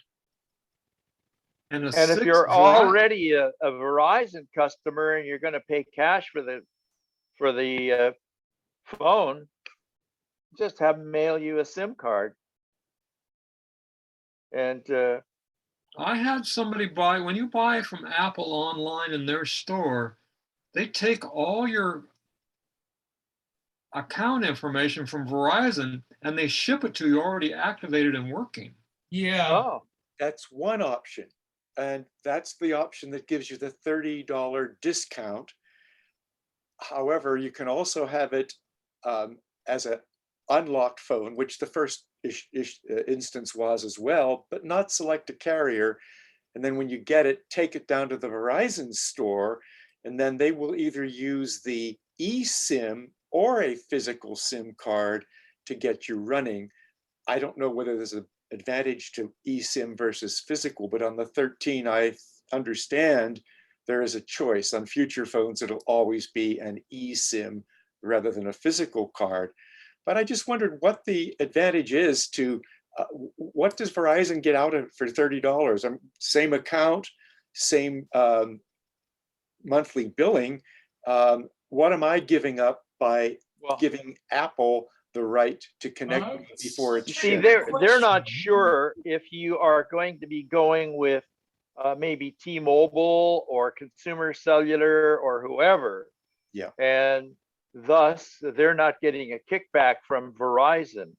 Yeah. And if you tell them that you're buying it from Verizon, then you're going to get it with a Verizon SIM. However, are you planning at all maybe traveling to Europe or South America or Australia, someplace where you could just walk into a SIM shop and with an eSIM on your car, on your phone, you don't have to fool around with swapping SIMs. Just put the foreign SIM in for your month or so while you're there and have a local number and your old number both at once. Big advantage. I'm not planning that. Okay. My question was, since we don't have an Apple store on Maui, whether I should just have Apple ship the phone to us. I would just do it from Apple and have it arrive and work, and you don't have to go anywhere. Yeah. Save the 30 bucks. Saves 30 bucks, but I thought there must be a catch. There's no free lunch. What are we losing for that 30 bucks? Well, what you're doing is promising them that you're committing to Verizon, so they'll get their spit. But it's still unlocked. I could theoretically the next day go down and put it on AT&T or whatever. Yeah. Yeah, I suppose. I mean, I'm not planning that, but I just don't see what they're getting out of it. And I'm wondering if there is some advantage to going down to the Verizon store and one-to-one with a technician. I think there's an advantage to not going down there. You don't have to go in the store and deal with somebody.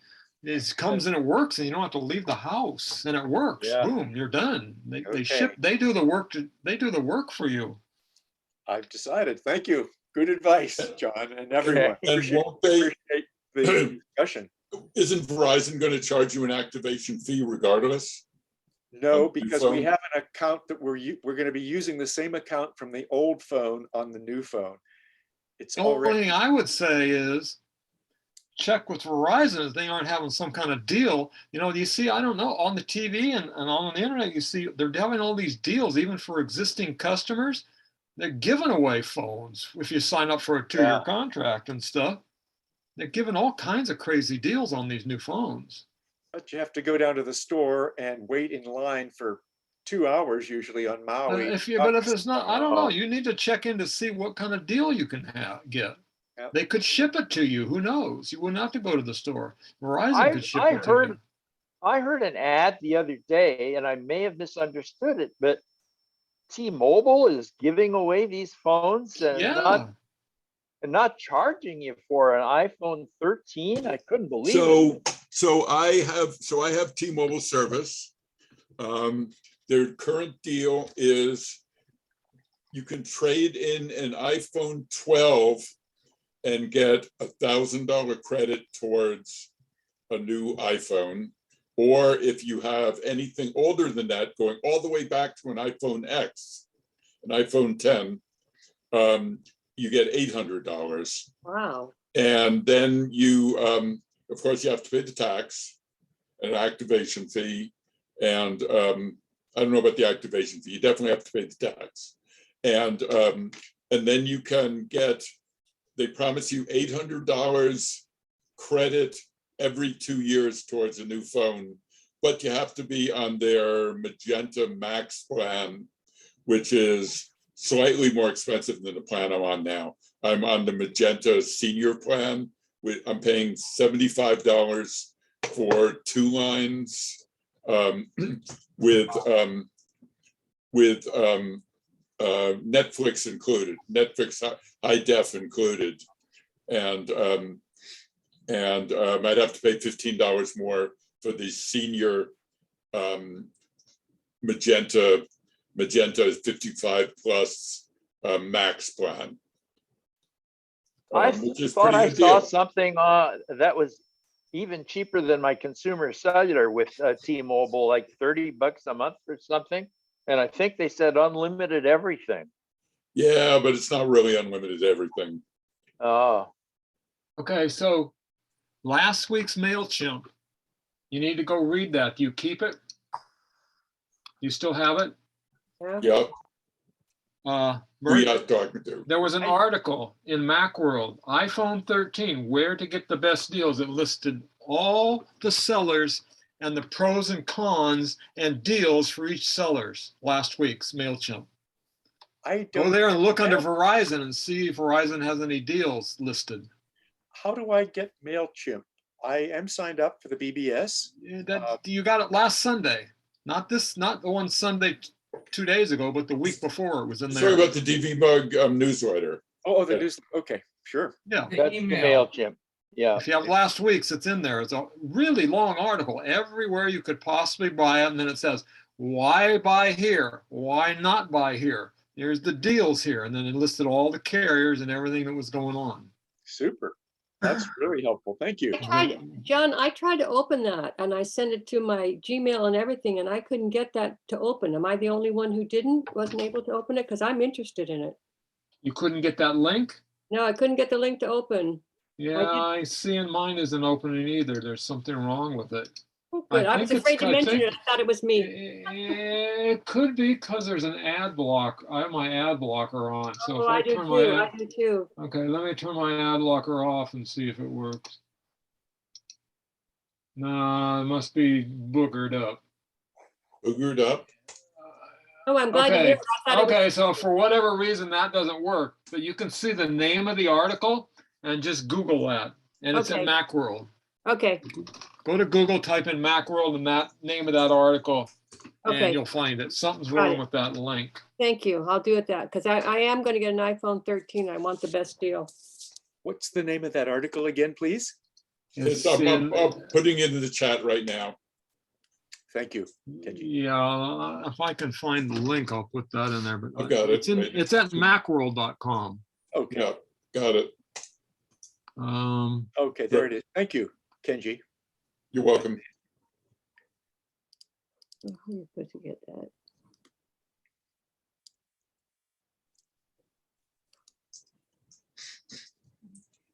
Yeah, sometimes I copy and paste the links and there's an error in it and it doesn't work.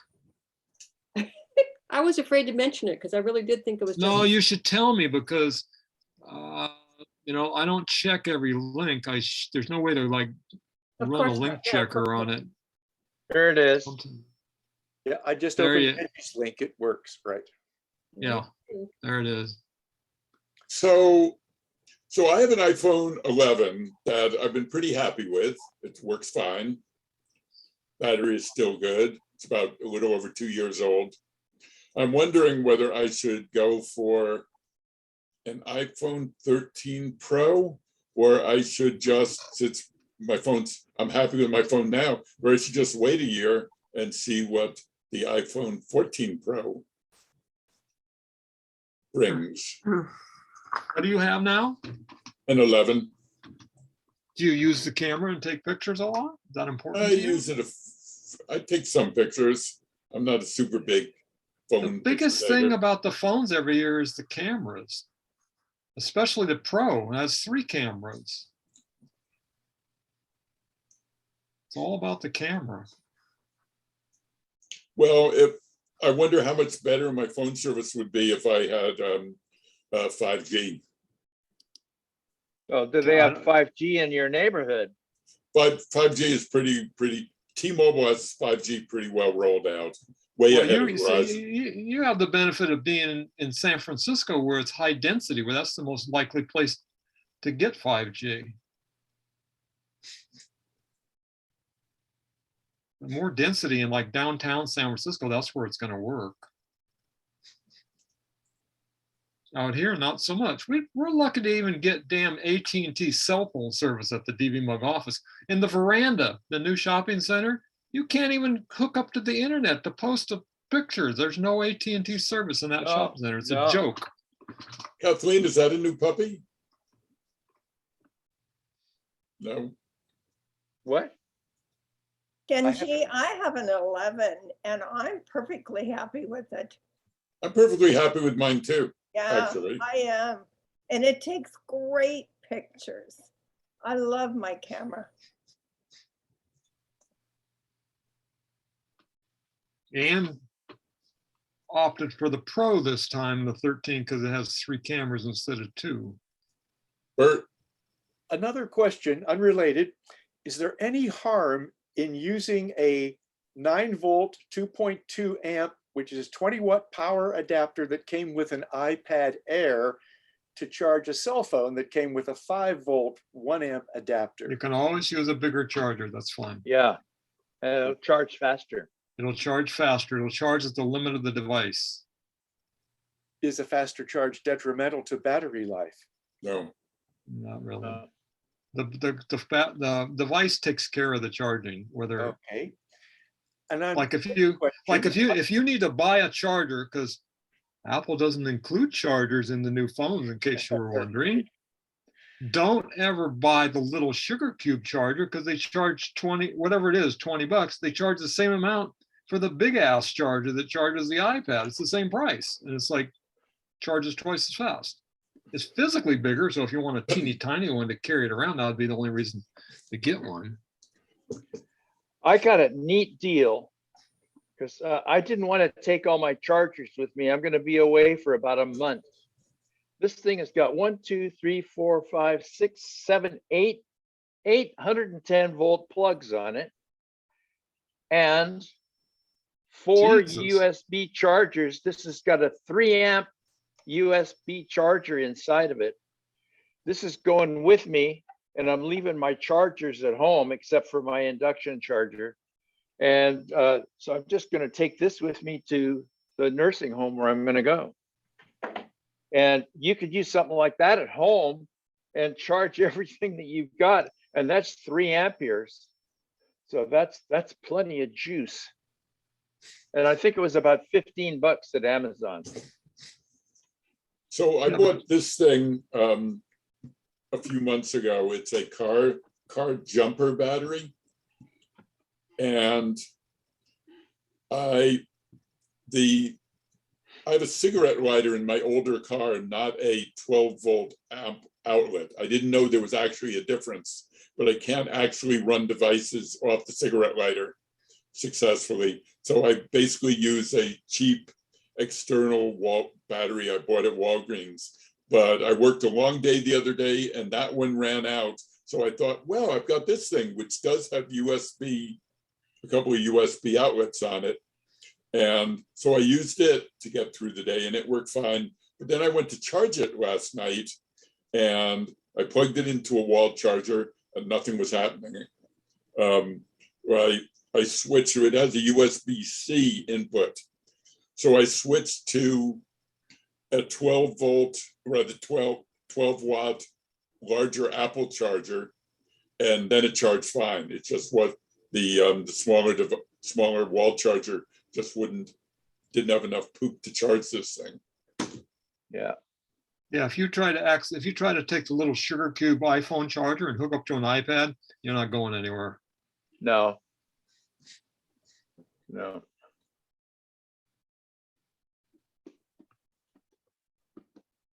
That's been pretty freewheeling questions and answers.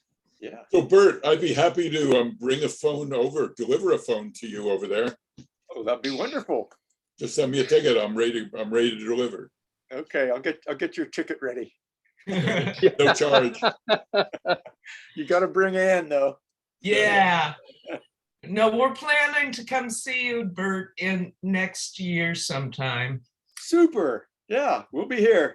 All righty then. We'll be ready for you. Shopping my Airbnbs already. Wonderful. That's great news. I'm planning to upgrade my Mojave on my 2019 iMac. Is there any reason to go first to Catalina, or should I just go straight to Big Sur? Once you go past Catalina, you lose your 32-bit apps. You might as well just go to Big Sur. Yeah. There's no benefit. Is Big Sur more Yeah, and- stable than Catalina? Big Sur is fine. It's almost ready. Big Sur is now going to be Yeah. not the current version. Monterey. Like maybe next week. Should I wait a week? No, you should absolutely not go to the Monterey immediately. Okay. Yeah. But No, Big you're Sur kind is- of conservative in that area. So I'd go to Big Sur first and see how the rest of us suckers do. Okay, I'll make a good backup and just skip to Catalina. Now, there was an article that I saw maybe today. I see so many of them. Maybe Ann, you're sharper than I am. That said that Mojave's not going to be upgraded from now on. It's going to be considered obsolete. Yep. Unless something critical happens, and then you never Yeah. know. They'll throw in a security update with, to something considered Typically obsolete. not. We don't get any. Occasionally any- that happens. Very Yeah. rarely. Every once in Oh. a while there's. Although I did plug in the new to me phone that I got from Ann into my High Sierra, and it said, "Oh, you need to update this to access this new iOS 15." It didn't say those words, but and Yeah. it wasn't an OS update. It's that cryptic update that says you need to do this or you can't access your phone. It's really an Right. iTunes update, and they're still doing those for High Sierra. So I wasn't surprised. It did it. So Bert, that And- link I just put in the chat is for how to upgrade from Mojave or later to Big Sur on Apple support article. I see that. Thank you, Kenji. Welcome. It should just be, isn't it bugging you to do that in software update, system preferences? Doesn't it have it up at the top? It does, but Mojave's worked well, and I just there was no real reason to until now, but with the new phone and an iPad Air, if you want them to be supported, Mojave's not going to do it. Well, yeah, you get a new phone, then all the syncing features will work for iOS 15 to Mojave. Even there's stuff in iOS 15 that doesn't really work and sync yet because it needs Monterey. Have you checked that you don't have any 32-bit apps that you need to keep using? No, I have just a couple and they're not critical. And I think that if they were, I would bite the bullet, as Rick was saying, and buy the new app. Yeah. Or actually, I don't know if anybody else has run into this or not, but Microsoft released Windows 11 this last week. And I don't do much with it, but I have Windows 10 Pro on both of my machines running under VMware, and VMware is not permitting Microsoft to update to 11 because the message is that your machine doesn't have that special chip. I'm sure that VMware could program it in because we do, but I can't remember what they call it, a TAC or something like that.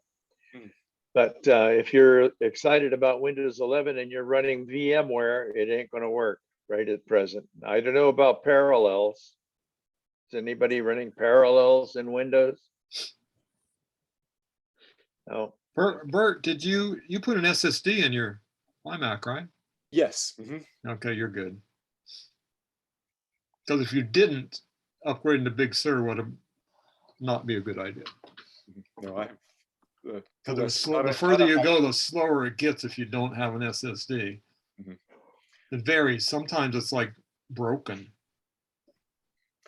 I actually have been running Big Sur on an external drive from a carbon copy clone of my Mojave that I upgraded just to get the feel of it. But it's very slow, of course, on a Well, because you're on USB.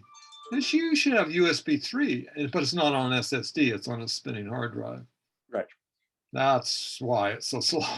Well, I do have a Samsung. I guess I could put it on that SSD. It would be amazingly fast on a USB 3 SSD external. It would I'll try it on the It'd be Samsung. not too bad. And Bert, just even do the faster if you upgrade. ran. Just do the Even- upgrade. Okay, and thank you, everyone. Okay.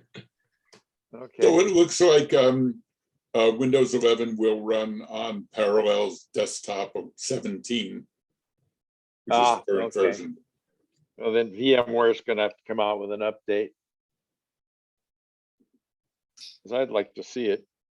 Oh, I have a request. If anybody's got an old 21-inch iMac that is so old you can't run current systems on it, I'm going to start with a little experiment trying to turn those into Chrome boxes. And I would love if somebody, and I don't care what the hard drive is or anything, because I'm going to tear out the hard drive and put an SSD in it. But I would like to see how that works, because if that works out well, I'm going to do that with a bunch of them if I can get them and use them to donate to people who don't have the means to get computers and who can have some power. The Chrome box on an old Mac will run circles around older operating systems, and of course it's pretty bulletproof, no viruses or anything like that, so it's pretty effective. So would you be me? interested? Would you be interested in the Mac Mini late 2009? No, because somebody'd have to buy a monitor for it. Well, I have a monitor I could give you with it too. Yeah. I have a 19-inch Dell monitor you could have. I would try that. It'd be probably easier for a non-techie school kid or a senior to have an all-in-one box like a 21-inch iMac, but I'll take what I can get. The problem with the 21-inch iMacs is they're pretty useful and upgradable. Well, I'm thinking of an old one. You know, some of them that are old. All the 21s that are glued together, almost all of them will go to Big Sur. Or at least Catalina, and Catalina's. Take the old ones that have the CDs in them, the screw-on ones. Oh, well, then that's the different story. Yeah, I mean old. Yeah, I've Well- got two of those, but the problem, they're in San Diego. Oh, yeah. Okay, you asked me that at the office. There's one of those at the office, but you gotta have to buy the thermal sensor and the adapter bracket, so it's gonna take $50 a parts plus the SSD. Yeah, yeah. Well, I'd love to get rid of this 2009 Mac Mini, and I've got a big 27-inch monitor and I've got a 19-inch monitor that are basically just taking up space. Hey, Rick, while you're still here, you didn't mention about the hunt for the database membership. Oh, yes. Replacement. Yeah, I've been doing the DVMUG membership for an age, and I'm just getting so many complications in my life right now that I really need to pass this off to someone else. We published the duties on the bulletin board and in the MailChimp. Essentially, the duties involve collecting the dues at the post office and receiving notifications of those people who pay PayPal and updating the membership database. I can train you in how to do it. All the operations are pretty well automated in FileMaker Pro. It generates, when you just click a button, it'll generate all the letters to go out in US mail. And then in the emails, it's a pretty easy cut and paste kind of a thing to do. So I would sure like to be able to hand this off to somebody, and it's pretty critical for the club because it does keep the membership roster up to date and so forth. But I'm just not going to be able to do it anymore. So I saw Kathleen rubbing her hands together. She was either sanitizing or going, oh boy, it's something for me to do.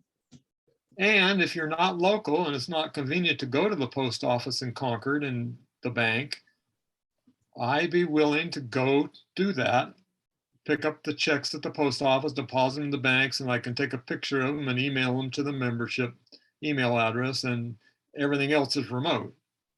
Yeah. You don't have to go to the post office and the bank. From the comfort of your own home.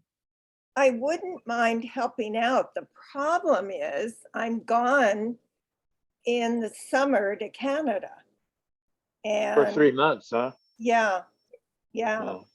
So that doesn't, I mean, I could help out, Rick, while you're indisposed, but Well, do you have a laptop?